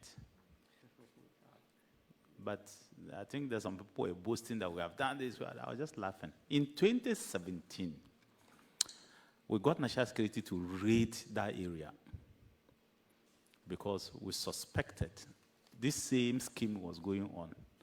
They had gold. At that time, they said that they had a lot of Gaddafi's money stored in there. It was all fraudulent. In 2023, and in fact, they duped a Nigerian businessman of millions of dollars because they had assured him the amount of money that was sitting down there. You can ask Kandapa, Honorable. He will tell you the full story. We raided the place, nothing, all fraudulent. In 2023, we got, you can ask the outgone National Security Coordinator. I got him to raid the same area again because we had gotten intelligence that people had gotten gold In fact, we even sent spies to go and check in the area, and you could see the containers. When they saw things that looked like gold and dollars. It was all fake. All fake. And they claim there's a warehouse around Wija area there. And that's where they go and do. They were using it to dupe people. And we're looking for the people to arrest. The funny thing is the real faces will never show their face. The real people, they will never show their face. A criminal gang. So you have to crack that criminal gang that is behind it. That's why I asked you that you need to inform the people of Ghana. It is the reason I asked you, because we raided those two places, this same place twice. And we all along, we wanted to arrest the criminal gang behind it. But you see, because of human greed, the people who are dealing with at that time were not even willing to give you the people, because they believed that they will get money from them. They believed it, that they were going to get millions of dollars. So when you want to arrest those people, they are very smart. The only person who you know is the person they have duped, or the person they intend to dupe. And he has lost millions of cedis, millions of dollars. I can tell you that the Nigerian businessman, he lost a lot of millions of dollars. I'll mention the figure to you, it's scary, but they took all that money from him. So that's why I said that I'm not surprised that your last paragraph that my ranking read, this is the result that came out. But still, let's know the end result. Let the people of Ghana know the end result of what happened. It will help all of us. Well, thank you so much, Chair. I will continue to pursue it. And like you rightly said, and you remember in some of my earlier answer to your question, I said that if we don't underestimate any intelligence that is given us. And sometimes, like the Director General himself said, someone came to say that you should build him a house for him to give him information. So the Hausa people have some saying that if you don't learn to buy the lies, you won't get the truth to also buy. So you must then learn to buy some of the lies so that you can get the truth to buy along the line. So we'll do the best that we can. But you are right. Sometimes it's very frustrating. But we'll keep soldiering on. Thank you so much, Chair. Yes, please, you are the last, and then we'll go to the next question, set of questions.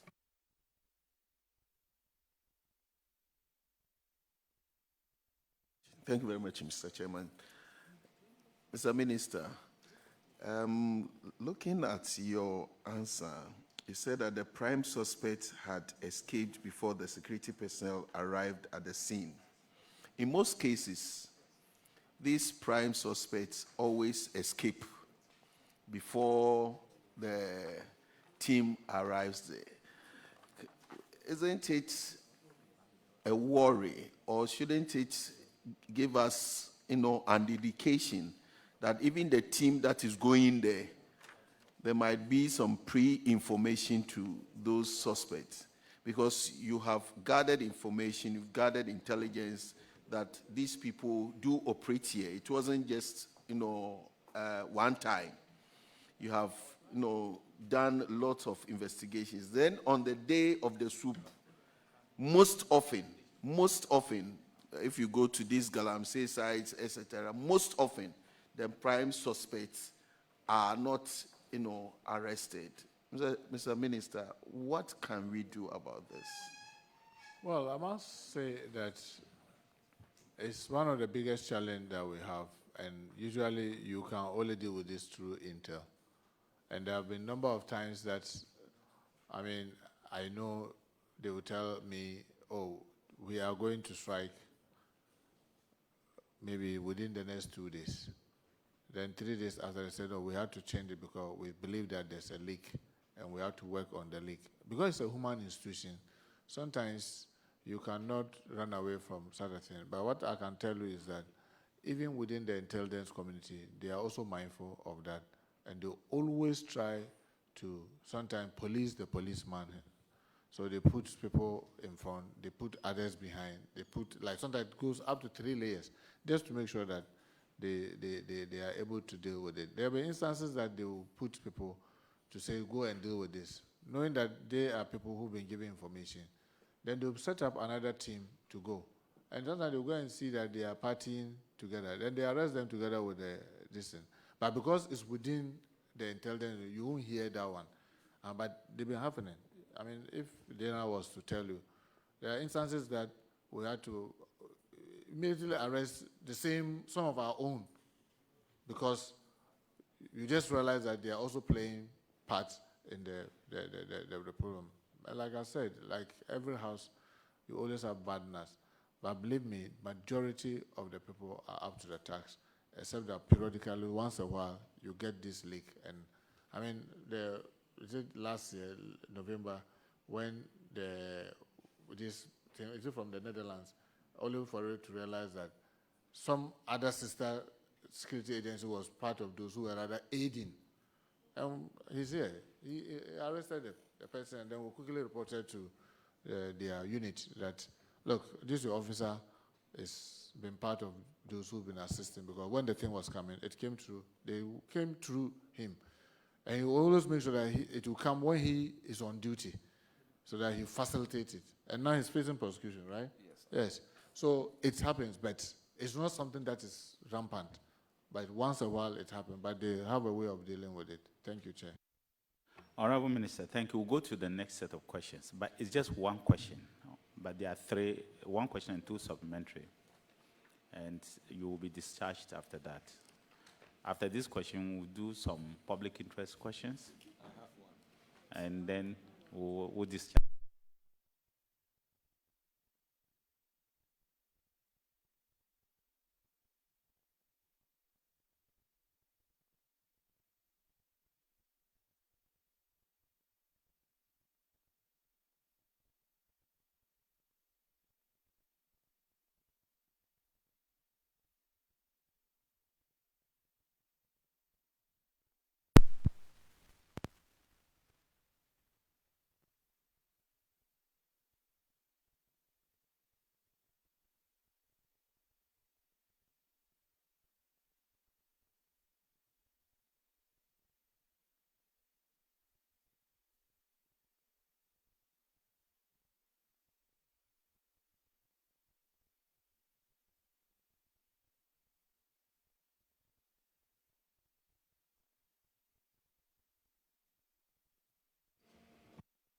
All right, thank you very much. Welcome back. We had some small disruption. Sorry about that. So, Honorable Minister, Honorable Frank Asem asked a question on the same 9th. He asked the Minister for Interior to provide an update on arrest made on the 4th of March, 2025, on the Cape Coast to Accra Highway in respect of some substances alleged to be illicit drugs. You are well aware of that arrest that was made. The figures that were mentioned were in excess of 300 million cedis, the street worth of it. Mr. Minister, he followed up with a supplementary and said that Honorable Nyindam was asking if the evidence of the destruction, is it possible that you can provide evidence of the destruction or the people that witnessed that destruction? So you indeed informed Parliament at some point that there was some destruction of some of these drugs, and they wanted evidence. So they want to know what has happened, then the evidence. And the last supplementary is he wants to find out from the minister if it will please him to make available to us a copy of the court orders for the destruction of the said substance. I think that along the line you mentioned that the court ordered it, and they wanted to find out if you have a copy of the court orders. So 1, we need an update. Then 2, if you've indeed destroyed it, what's the evidence? And 3, if a court is the one that ordered it, do you have the court evidence? So these are the 3 questions. 1 question, but 3 in 1. Honorable Minister. Well, thank you, Chair. Chair, I'm sure the pen drive that was added to the committee, this shows all the evidence. it shows the video of the destruction, because we can't destroy any drug without the court order, and which we secured, and we've provided the pen drive. I hope that maybe, if you mind, you can play it, or if you played it to the committee, that has been done already. The substantive case is one that is being prosecuted. The last adjourned date was 30th April, and they were to reappear 29th June.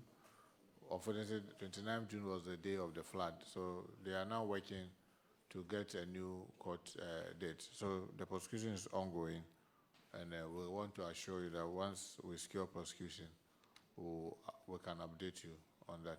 Thank you. Yes, you have given a pictorial evidence, Exhibit A, and then also the court order on as Exhibit B. And I hope that the clerks will have it. It's in the video form. All right. Honorable Minister, we will look at the videos, but Honorable Minister, what was the street value of these drugs, of the drugs that were seized? Well, it was in excess of 300 million. It was in excess of $300 million, yeah. Was it cedis or dollars? Well, the Director General is reminding me that it's dollars. That's huge. And you know the number of people who were arrested?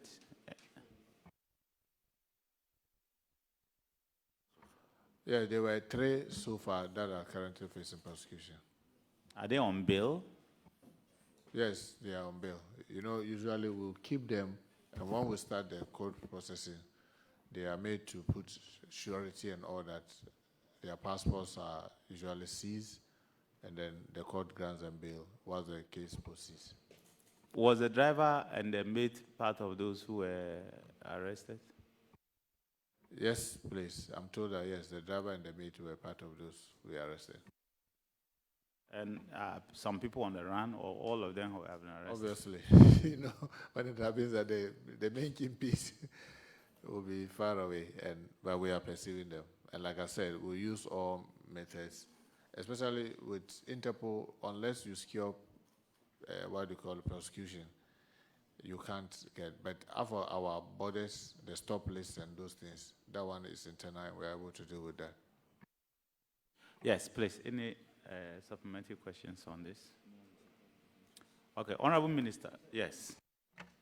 I just wanted to find out from the Minister whether this response was made before the passage of the Security and Intelligence Act, because I still see BNI in your records, NIB in your records. I don't know whether, because it's like the current act that was passed, it's the same NIB.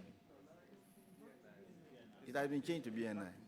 So that's just what I wanted to say, because this...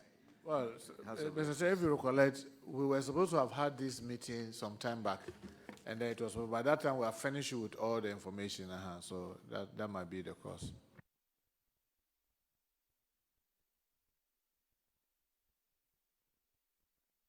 Honorable Minister, we will, your questions are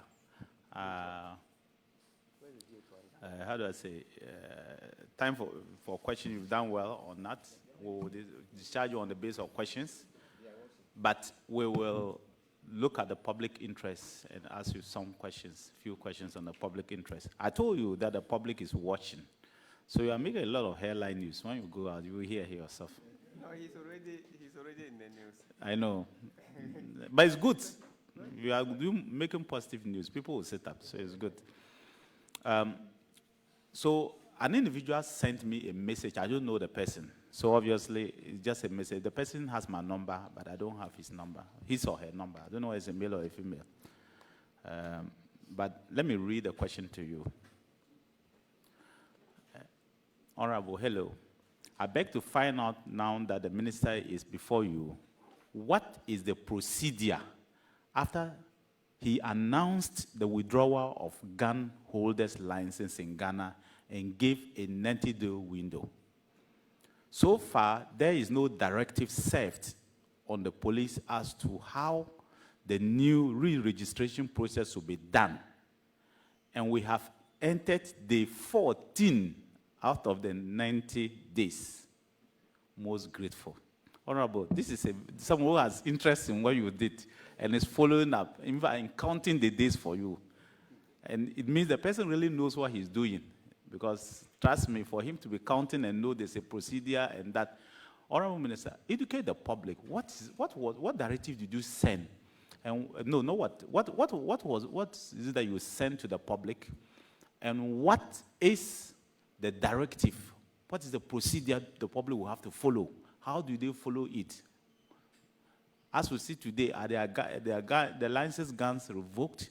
And how do they reapply? What is the procedure? People want to know that.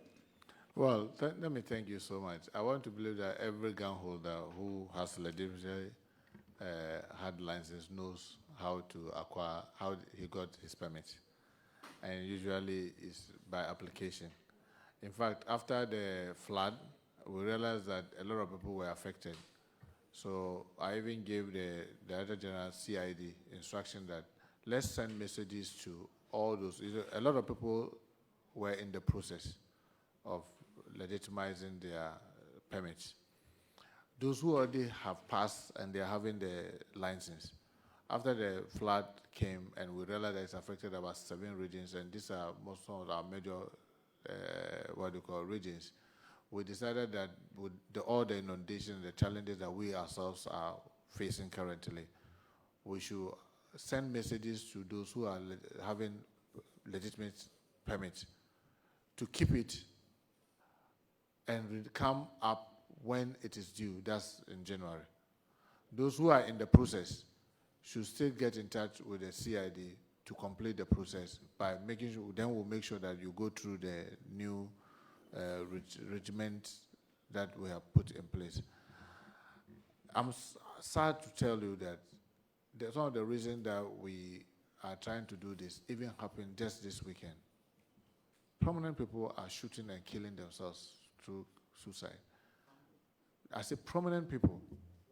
Yes, people that you least expect that in society will naturally kill themselves are doing that. And when they do, and you go, they are using registered firearms.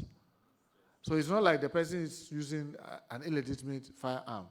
And you are asking, what method did we use to check that this person was in the right frame? Because the law, if you read the Arms and Ammunition Act, it says that the minister will grant you licenses knowing that you are in the right frame of mind. Right frame of mind, the only way you can ascertain that you are in the right, I can't just, Honorable Chairman, you can't just look at my face and say that, oh, the way I've been talking since morning here, I'm in the right frame of mind. You'll be just assuming. The only way to do that is to do mental tests. Honorable Minister, yeah. I want specific, very clear, very clear messages to the people of Ghana. Yeah, so what I'm saying... Are you saying that if I have a sidearm or a shotgun which the public can register and I have a legitimate license now, my license will expire on 31st of December 2026. Are you saying that I do not need to re-register again and that license is legitimate till 31st of December? We are saying that yes, and you receive a message from the CID to that effect. Because you see, initially we sent a message, and then we had this flood that has affected 7 regions. We are rational human beings. People are going through a lot of challenges and trauma. Based on what the data that we have, well over 100,000 people are having these challenges. And if you look at the areas that they are having, these are people that have gone through all this trauma. It will not be fair to be adding to their challenges the issue of registration. So I think it is yesterday we said that the CID send messages to all legitimate holders, permit holders. They should keep it to December. Those who are in the process will continue the process by making sure that you go through the vigorous one. But those who are already holding, so now, if Chair, you have a sidearm that you have registered and you've given a license that was supposed to expire 31st, I'm saying that you receive a message that's telling you that keep it until the 31st. Because of the challenges that we are going through, we don't want to compound the challenges of our citizens. So I'm hoping that by now people should have started receiving the messages to tell them to keep it until the 31st. But knowing that from 31st, you go through the new arrangement where you will do the mental, the drug, and the training. But those who are in the process, we are encouraging them to go through the full process to be able to acquire, because you are already going through the process, so you go through the process. So the new added procedure from those who already have from 1st of January, or before 1st of January, if you really want to have it from 1st of January, is to know that you will be taken through mental testing, drug testing, and training. That's what you are saying. In fact, another thing came up, Chair, like general, 2-star general. Must you go through training again? As servicemen, must they go through training? We are looking at that because you don't want to create a system where it shows discrimination. But there can be positive discrimination, because if somebody has served in our security services, yes, aforementioned, you can be the former CDS, you could have challenge. You could be the former IGP, you could have a challenge. With regards to drug, that one, but training, we could exempt some people, but that one, it will be on the need to do training that will ask you to do. Other than that, we'll exempt you. So I just wanted to add this leg. Honorable Minister, you will have a logistical nightmare, especially on shotguns. Let me give you an example. We have over 2 million shotguns that are in the system. It's not the 2 million that I know, already said. I know. But there are a lot that are genuinely registered. How are you going to train all these people when you don't even have shooting ranges to train them? You know, Honorable Minister, that's the excuse that people use. We train our men and women in the service in our training schools across the country. Currently, as we said, the police has 25 regions. 25 police regions. And I keep saying that, look, how many trainings do we have? We have all these training where we go and train large number of persons at a go. If you want to do the right thing, you get a way to do it.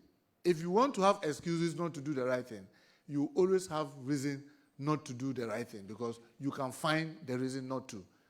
But you say that you train men and women that come to join our armed forces, that come to join our police, that come out to join our immigration, and use the training schools.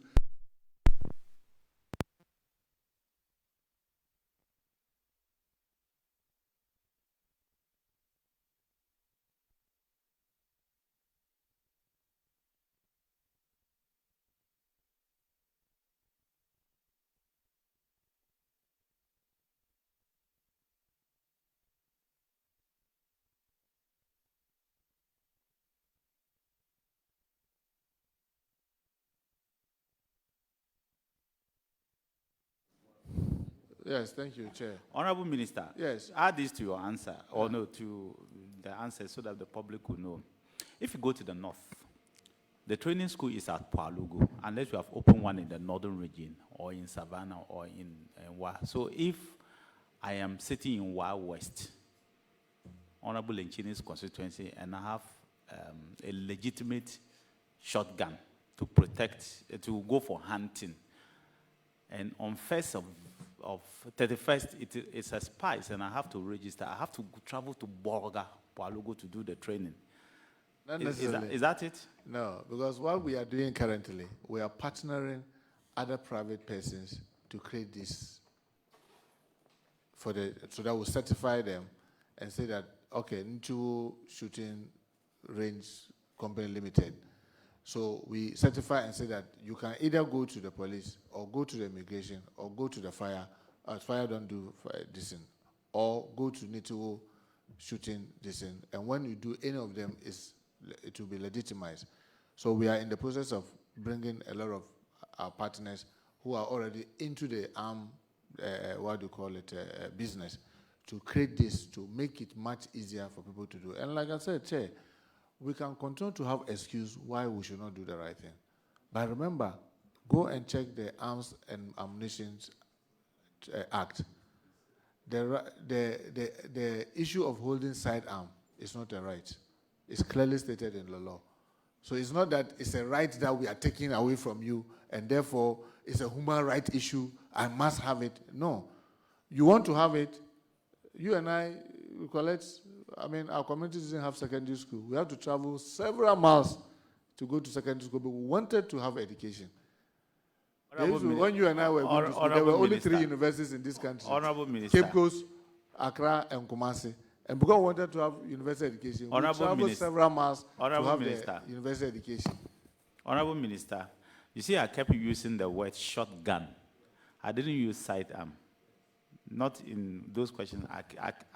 I keep using the word shotgun. Is the shotgun part in re-registration, the training part of the shotgun? I perfectly agree with the sidearm. Because sidearm, a category of people should hold it. You cannot just wake up and be distributing shotguns. People will die. Too many people will die. So I perfectly agree. And I think that it's also good. There's nowhere that people who hold shotguns don't go to regular training. That's why you cannot distribute shotguns to all your police. I can't mention for security reasons the number of police we have in the country or soldiers, so I cannot. But you cannot give all of them shotguns. There are specific groups, sidearms, there are specific groups. But I'm talking of shotguns, the one that the public can buy. So if we have 50 million adults, you can have 50 million pump action guns. Is that not right? Do you want all of them to go through the training? The interesting thing is that you and I attend funerals, and we see a number of times the accident in the funeral ground. Someone trying to fire, and then before it runs into the public, and people lose their life, people get injured.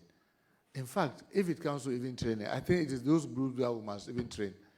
Because they are those who are in the large gathering and firing and hurting and injuring. And sometimes, the most recent one, someone was with a pump action. He fired and then he killed himself. All right, my colleagues will want to ask, but my last question I just want to ask you. I'll come back to the other question that I said, but I'll let my colleagues ask. When you go to funerals, as we said, people are holding assault rifles. Are you going to let your men seize those assault rifles on the spot? Assault rifles are totally different from legitimate ones the public can hold, even though some mimic assault rifles. But you can clearly see, let me use the word, for example, AK-47 gun. All right? In fact, currently the instructions is that even the shotgun are supposed to be seized, because we have said that in this gathering and other, we are engaging the chiefs. We've said that people should stop and let us engage the regional and national House of Chiefs, so that the designated persons that will be asked to do that will go through the training, appreciate what they are holding, and know when to use it and how to use it, so that we avoid the unnecessary accident and injury that we are having during ceremonies and festivals. So currently the instruction is that if they find you, it's not only assault. They are supposed, assault rifles, they are supposed to seize it straight from you. I know enforcement is a challenge, because you see, Chair,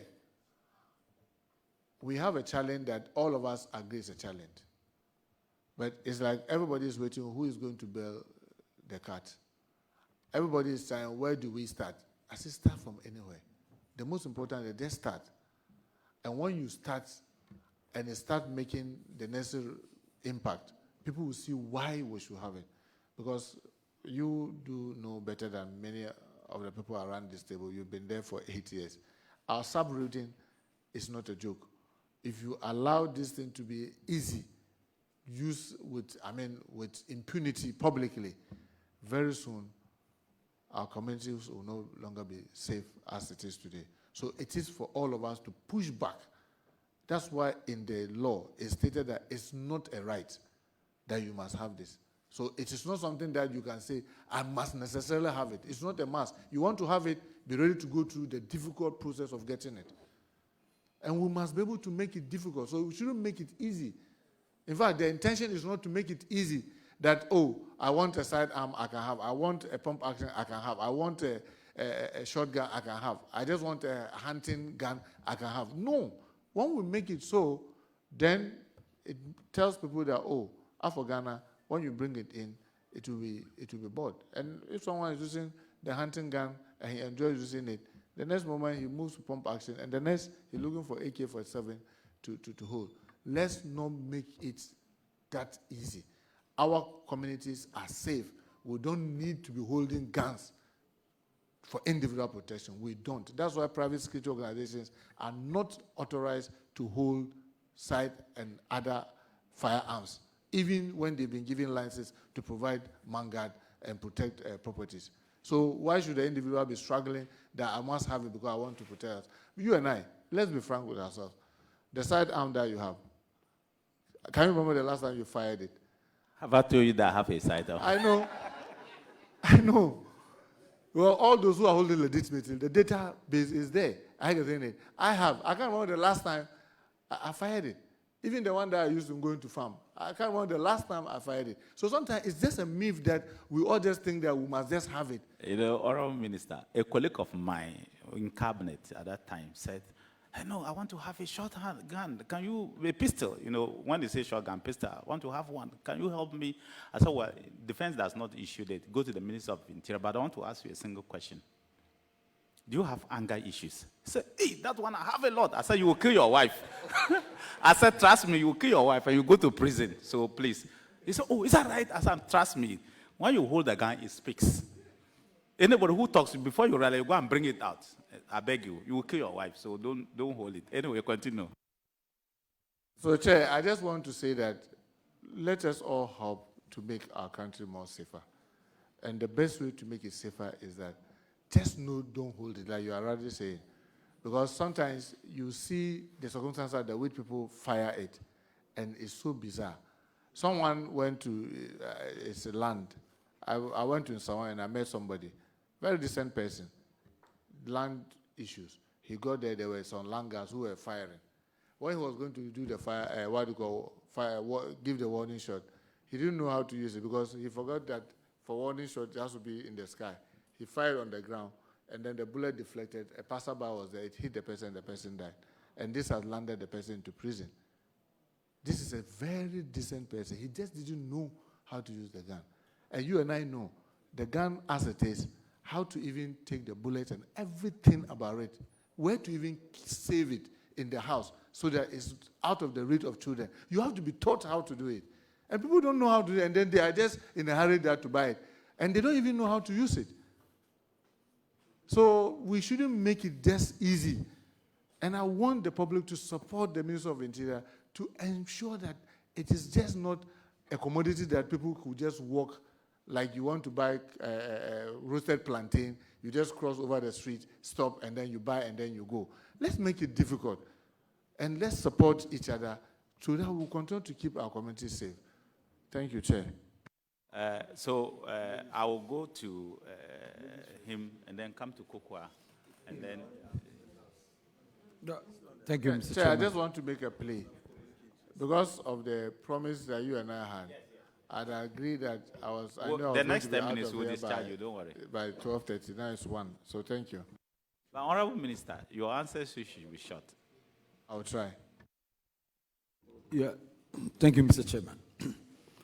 Yeah, Mr. Chairman, the minister indicated in his submission that he cannot look at somebody's face like my face. He cannot look at my face and think that I'm mentally sound to hold a gun. And so it means that there's a reason for conducting, the mental test before they can issue you with a permit. So if that is the case, between now and December, you cannot assess the person's mental capacity by just looking at the person's face. So if, in case that the person who is holding the gun whose gun needed or needs to be permitted. If you don't do it between now and December, if something happens, and if it so happens that the person's mental capacity is not good enough to hold a gun, what happens? So for me, I think that it is necessary that whatever you need to do as a ministry to make sure that because people's mental capacity need to be tested before they can continue to hold a gun, it is very important that whatever you need to do in order for them to go through the test before they continue to hold the gun is done. From my personal perspective, I think that one must not be compromised in any way. Thank you. Yes, it's a comment, so please. Thank you, Honorable Chair. Honorable Minister, Galamsey, I know it falls under the Ministry of Land and Natural Resources, but what I want to find out is what your ministry is doing to help the other minister to fight this menace.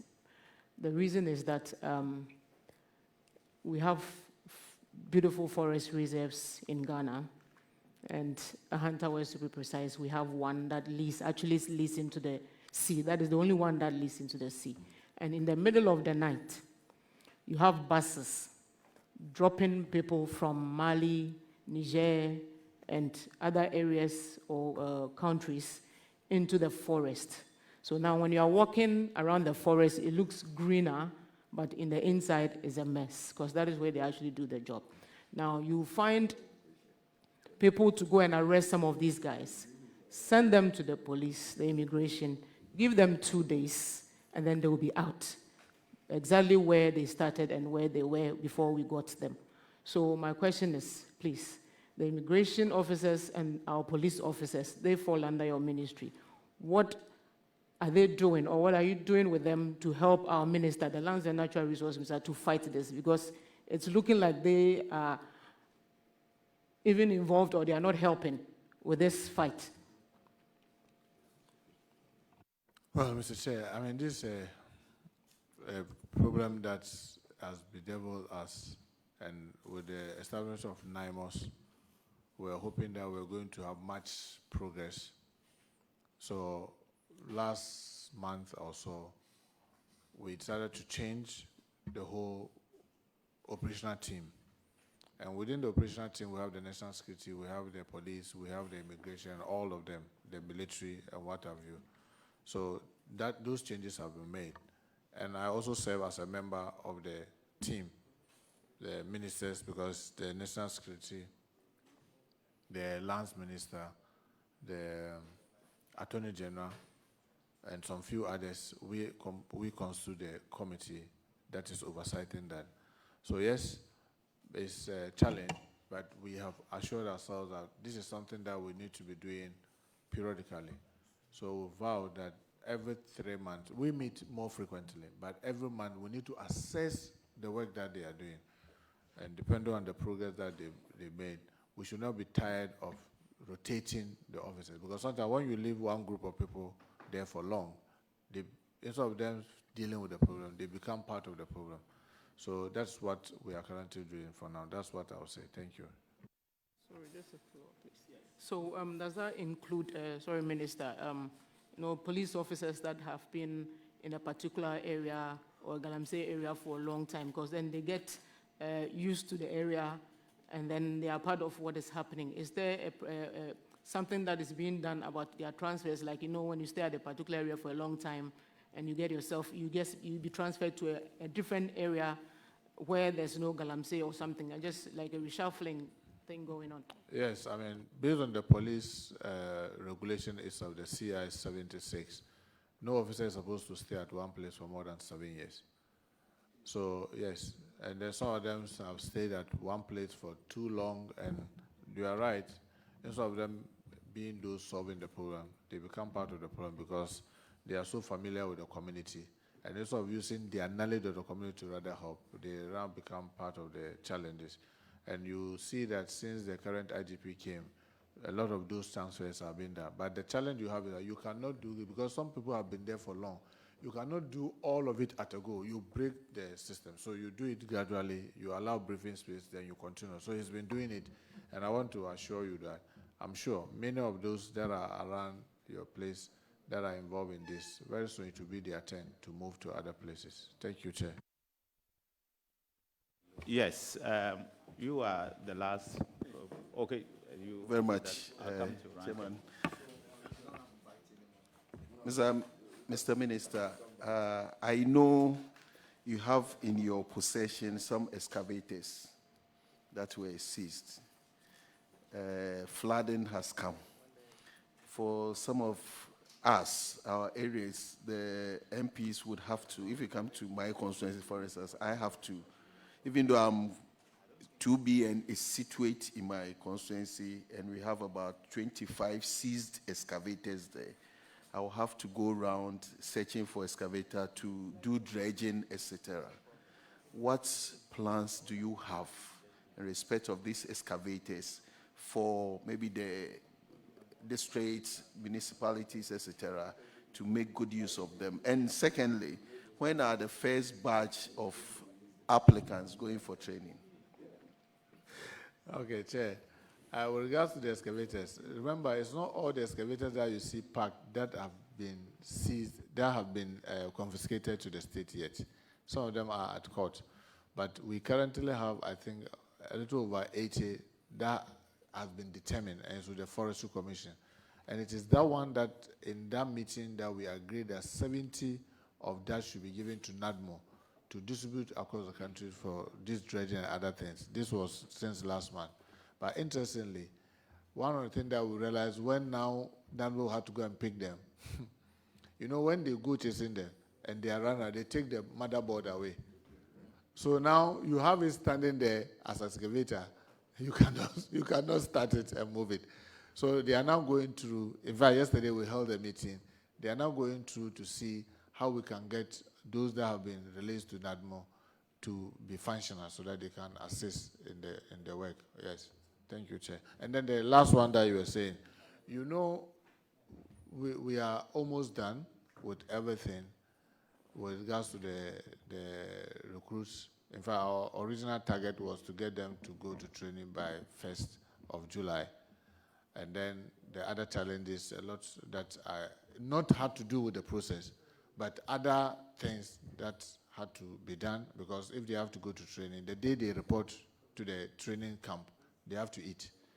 So all those things are being done, and that is what is holding the day. So now I don't want to announce another date that will fail. Other than he's here, yesterday night we were in a meeting that I kept pushing that, look, 15th is a good time, but it's hinged on those availability of things.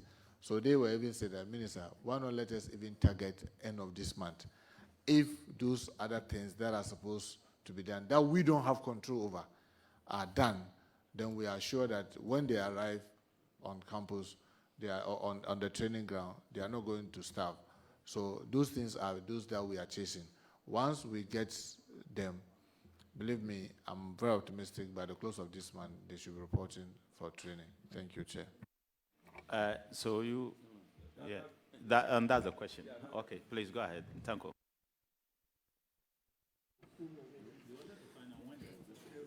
Thank you, Honorable Chair. Honorable Minister, mine is on flooding. Let me, first of all, solidarize with the victims and also commend His Excellency the President for the action taken so far and your entire team. Honorable Minister, when it comes to the laws of our country, you understand the laws better than some of us. There are a lot of laws governing planning of our country. And if you permit me, I will want to mention just 3 for the benefit of our viewers and listeners. We have the Land Use and Spatial Planning Act 2016, the Act 925. We also have the 2016 Act, Local Government Act 936. And then more importantly, the Ghana Hydrological Authority Act 2022 Act 1085. Honorable Minister, all these laws is meant to help us protect the society by building our country properly. At the end of the day, I have a simple question, which is, or let me say, I want to find out from you, has any institution been held accountable for negligence if they fail to enforce planning laws that resulted into the recent disaster? Thank you.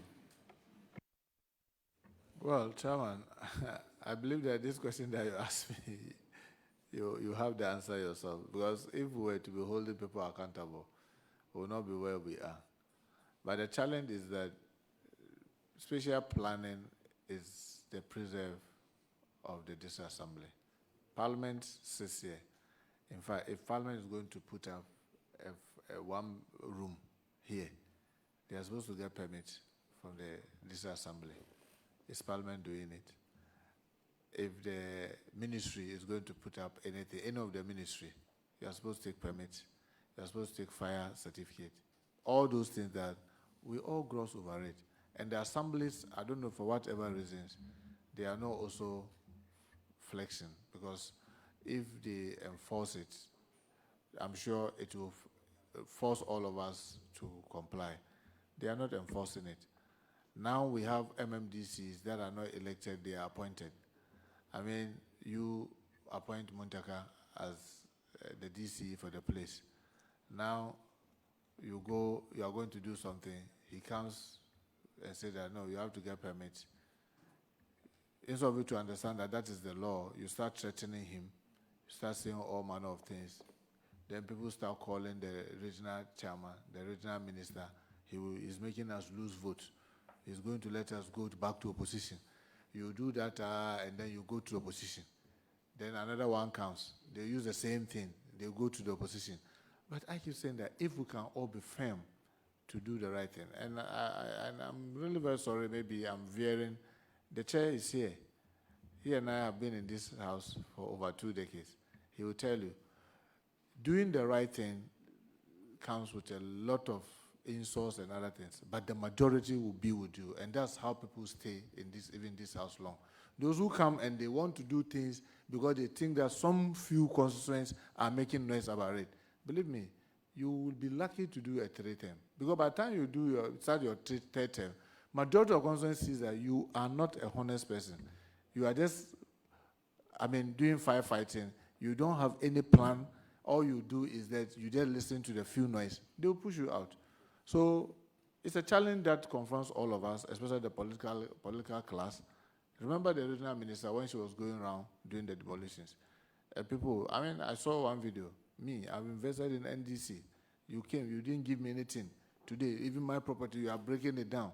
And then we'll see. Next election, and you don't see anybody coming to the support of the regional minister. She's a human being. She's a politician.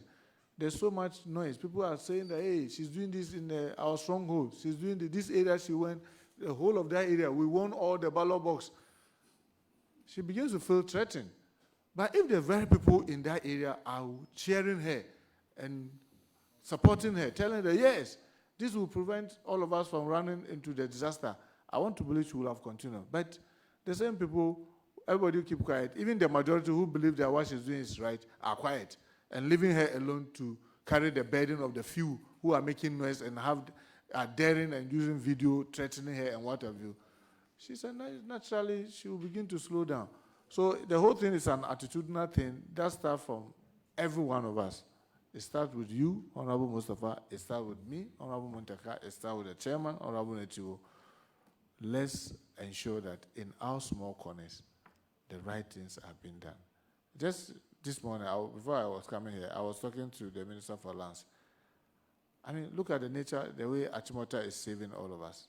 People are applying that what on what, their great-grandfather, what on what gave it, some portion should be given to them. In my constituency, there's some reserve like that. I just saw that people were felling trees. I called the minister and said, what is this? He's not even aware. And I'm saying that, look, even in the midst of this, people are just going, cutting the forest reserve that are helping the cities. In the name of, we give it, we want portion of it. You want portion of it to do what with it?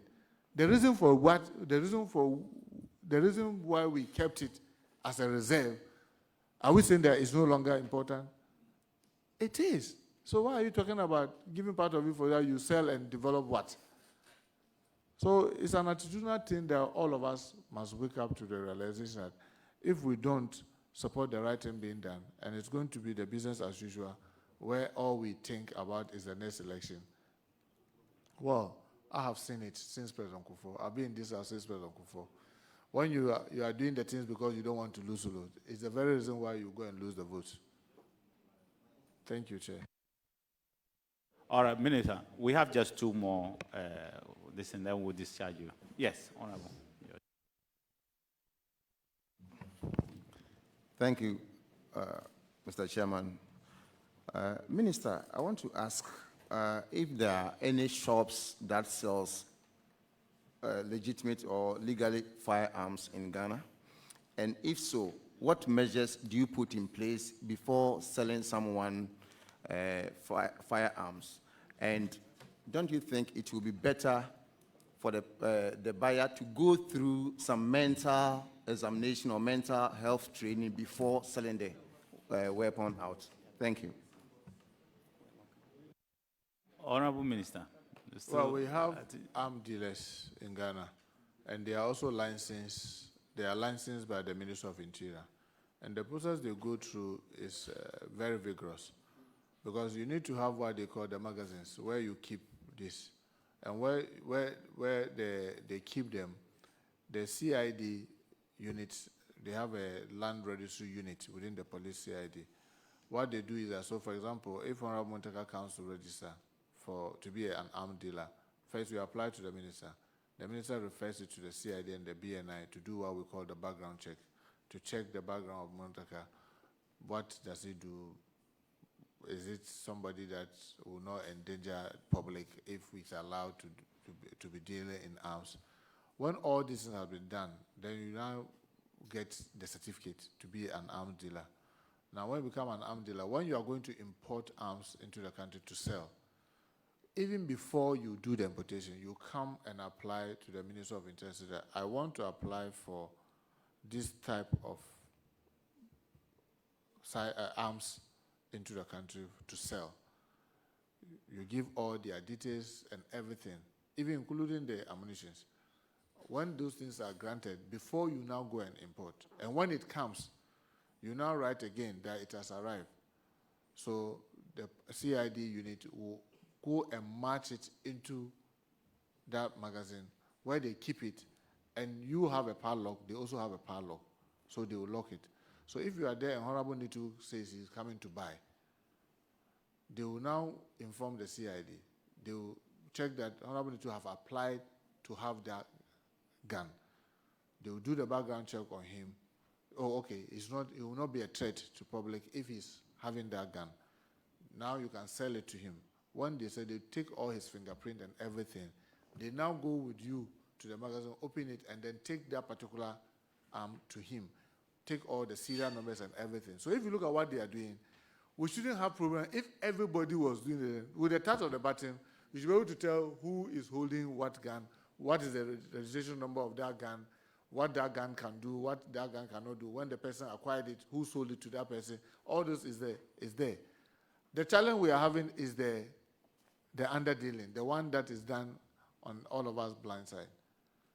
Because what others do, for example, individually, Honorable Nitu travels to America, where they can sell guns openly in the shop. You can just look and go and see, oh, I like this one. Can I see it? You try it and all that and all that. Then, when he's coming to Ghana, he will now write to the Minister of Interior saying that because of ABCD, I want to have this sidearm. Then the ministry will do background check on him. Oh, he's a high-profile person. I mean, no criminal record, decent person, decent job, he's a member of parliament, former defense minister, is granted. Now he comes, he now we now allow him to bring in the sidearm. Go to the CID, they take the serial numbers, pick his fingerprint, and then return the sidearm to him with the permit or the license. So he keeps it, and every year he renews it. So if you look at the process, yes, it's a bit vigorous, but the record keeping is there, and it's digitalized. You can tell who and who. That's why I'm saying that I've asked that they should send messages to people. So that's why we are saying that in all this process, what we realize that is missing is that when we are giving it to Honorable Muntaka to go, we don't check, yes, he's a decent person, he has a job. I mean, Honorable Nitu is former defense minister, he's still a member of parliament, but we don't check, does he know how to use it? We don't check that one. That's why we are bringing the training. Is he on drugs? We don't check that. Is he in the right frame of mind? Because the law says that you should only give it to somebody in the right frame of mind. And I'm saying that I cannot sit and look at the people here and say that, oh, look at Honorable Danjuma, the way he's quiet this morning, it looks like he's not in the right frame of mind. But after Honorable Jab, he's in the right frame. You can't do that. You have to, there should be scientific way of doing it. And when we are doing it, the Director General is here.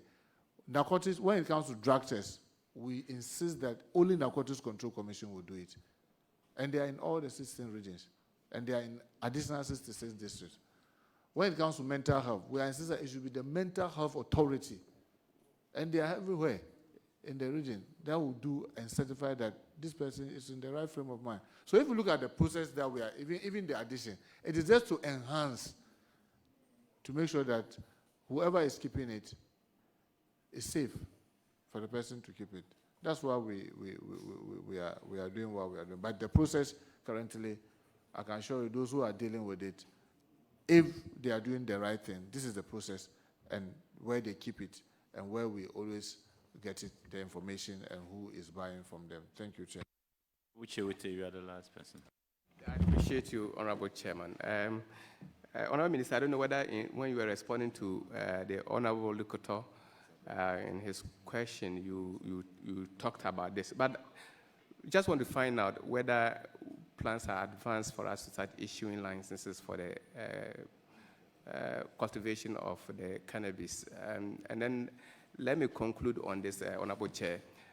Just in respect of the flooding that we spoke about, I was just wondering whether Parliament should show interest in this, so that parliamentary committees that are responsible for some of these sectors, like Western Housing Committee, Roads Committee, committee members should rather visit site and make recommendations, look at buildings, look at structures that are not supposed to be at particular places, and recommend that such buildings should be pulled down so that it doesn't be like it's the regional minister that is acting.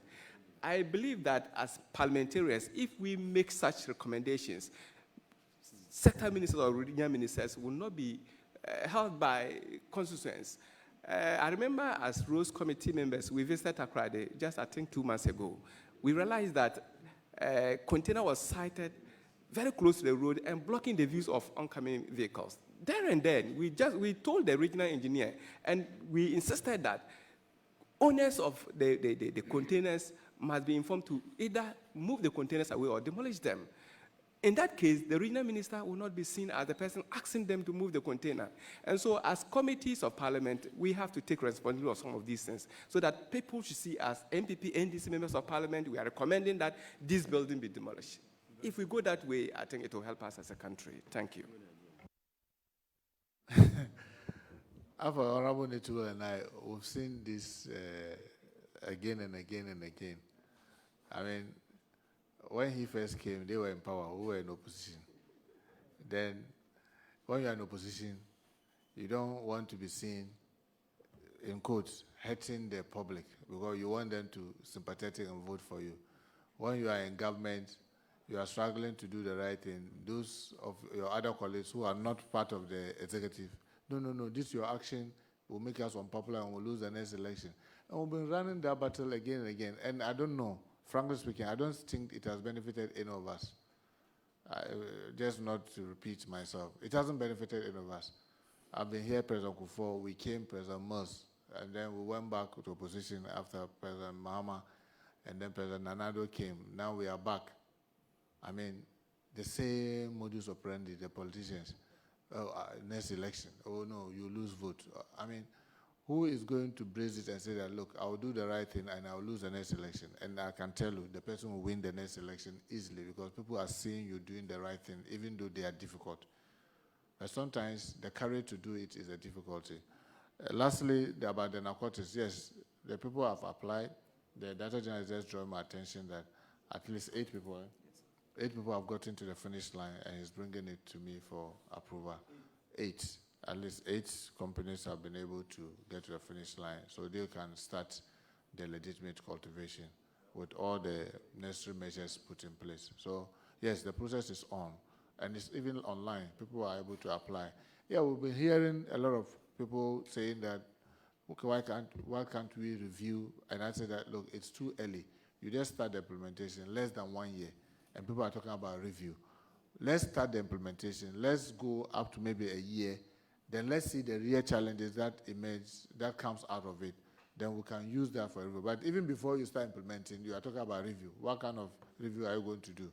So I hope that those who are interested can be patient. Let's see, now we have this 8. Let's see how the implementation goes. And if there's the need for us to come back to Parliament for some amendment or to change some of the processes, why not? So that at least we can make it an industry that can take care of even those who are illegally doing those weed cultivation that has much higher percentage of the THC, so that we can put them into cooperative and assist them. So, Chair, be rest assured, we'll continue to make things easy so that the public safety will be enhanced within our country. Thank you so much. Honorable Minister, you need to educate the public a lot on this.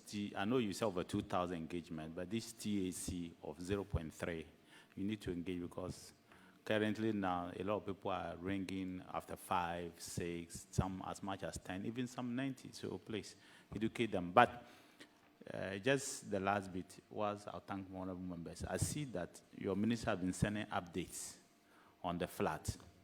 What will happen from Minister of Interior. We received text, so thank you very much for doing that. But how many people died in the recent flood? How many people lost their lives? Not died. How many people lost their lives? Well, I mean, the records that we have, if you recollect, for Central Region, a week before the 29th, that's when they had their biggest disaster, where in Central Region we lost 18 people. And then about 58 in 1/8, and then about 58 houses came down. Obviously, in Central Region, most of the houses are attached houses. But for the 29th of June, that happened in Accra. The record we have, those who lost their lives are 12, and 7 missing. I was told that yesterday a body was found. So if that was found dead, that means it takes the dead to 13, missing 6. Volta region also had some date before the 29th, and there the record we have is that 4 people lost their lives. So if anything goes by, if you have to do anything by, that means if you add the 18 in the month of June, you say the 18 plus the 12, or now 13, plus the 4 in Volta region, that takes you to 35 with 6 missing. Or because since morning, I haven't gotten any brief to confirm that 1 has been found. So if that's not confirmed, then you have 7 dead, 7 missing and 34 dead. But in terms of displacement, I mean, it's really massive because Accra alone, those who were displaced were 58,000. But interestingly, Mr. Chairman, I mean, this conversation, someone said so much information, the conversation is never ending. we were trying to house people. We have 3 shelters. The gender ministry had a shelter that could take up to about 200 people. We had one at Ashama that can take 1,000 people. We have these bunk beds that can take 1,000 people. In fact, we were preparing additional mattresses that could give additional places that people, because there were offices that we could use for people. And then we have another one by National Security that can house about 300 people. Chairman, we were going around asking people, come and let's go. People say, no, just give me the relief item. I have a cousin who is assisting me. I have a niece, I have a brother. People refuse, and we say that because you are displaced, I'm going to use the military to force you into a bus and go and keep you where you don't want. In fact, the gender ministry, out of panic, one afternoon went and cooked food because she was told that some people were stranded in Dome. She got there and there was nobody in that church to eat that food. Because people just say, give us the relief, and I can say in confidence, of the 29 municipalities that got affected in Greater Accra, by the close of Saturday, we have given every municipal the relief items. We've covered all the 29. And I have the detailed information. If the committee is interested, I can WhatsApp it to you to show you how many bags of rice we gave, how many blankets, how many mattresses, all the items that were sent to these 29 municipalities. And in these municipalities, the way we distributed the chair was very transparent. I remember I told the regional minister, one of the things that we want is that we want the MP for that area to be there. We want the municipal chief executive for that area to be there. We want our NADMO director to be there so that the 3 of them will hand over these items. So she made the announcement and the regional minister personally supervised it. And I want to take this opportunity to thank her. I mean, she never had a rest. We were constantly in charge. Sometimes the distribution goes deep into the night, but she stood her ground. She was there to supervise it. And I want to thank the staff of the NADMO and the security agencies for all the role that they played. Our hope is that, I mean, this should not be happening. And I want to also take the opportunity to thank the Minister of Communication, because I'm working with the Communication Ministry to assist in sending these messages. Now, we've tried to create subcommittees, and one of the subcommittees is what we call the early warning subcommittee, so that we work together, because Hydro sits with Works and Housing, Met sits with Communication, NADMO sits with Interior. So they were all working in that kind of silos. Now we managed to get them to put them together, and now agree that even when once the rain Met is predicting up to 40% possibility, let us know and let's send the messages to people. But if it is below 40%, that means it's not so much risk. But once it's up to 40%, let us send it. If it doesn't happen, at least people have been told that place your things well or position yourself very well. So we'll continue to do that to protect protect lives and property and ensure that there's public safety. Thank you so much. Honorable Minister, do find time and space to inform the MPs, because it looks like a lot of the MPs were not aware that they were supposed to be part of the distribution. So inform. Otherwise, your DCs and NDC will not inform them. And just the last one, short one, and let your answer be very short. The committee that is expected to make sure that they clear off the area so that flooding, at least, even if we can prevent it completely, but it will be reduced. Because you and me know that a lot of our gutters are choked. People have built where they are not supposed to build. People have blocked the roads. People have blocked, in fact, people have actually gone to fill up water reserves. They filled, look, all the areas, the dams, they've gone and filled up, and now the tea is so smaller. Then when the water is coming, water will spread. It will find its own level. The committee is expected to have worked with the Western Housing Minister and your minister as part of them and others. When is the committee starting their work? I hear the armed forces are leading. When are the people of Ghana expected to see action? They've started. Frankly, they started on, I think, was it Thursday?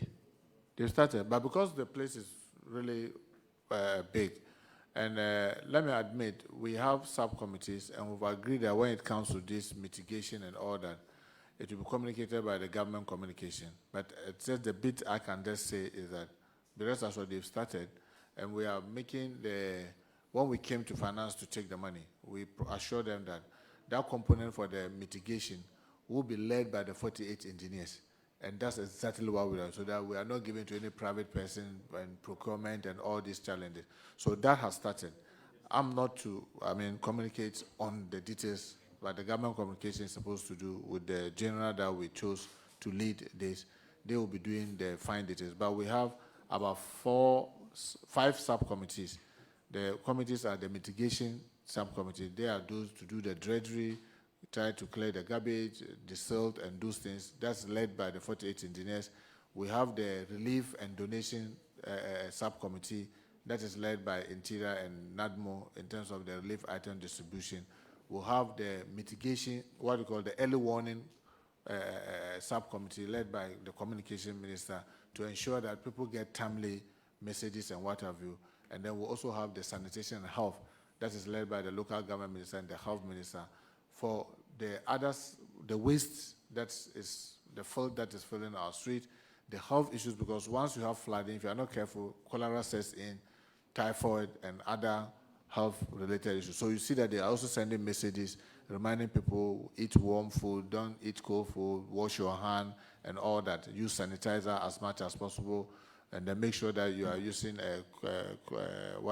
alum and chlorine in the water. If you see the face of the water, it's not very good, and all that. So it's a multi kind of thing that we are doing, but we'll be meeting. Even yesterday, there was that meeting to review, since the flood, where are we?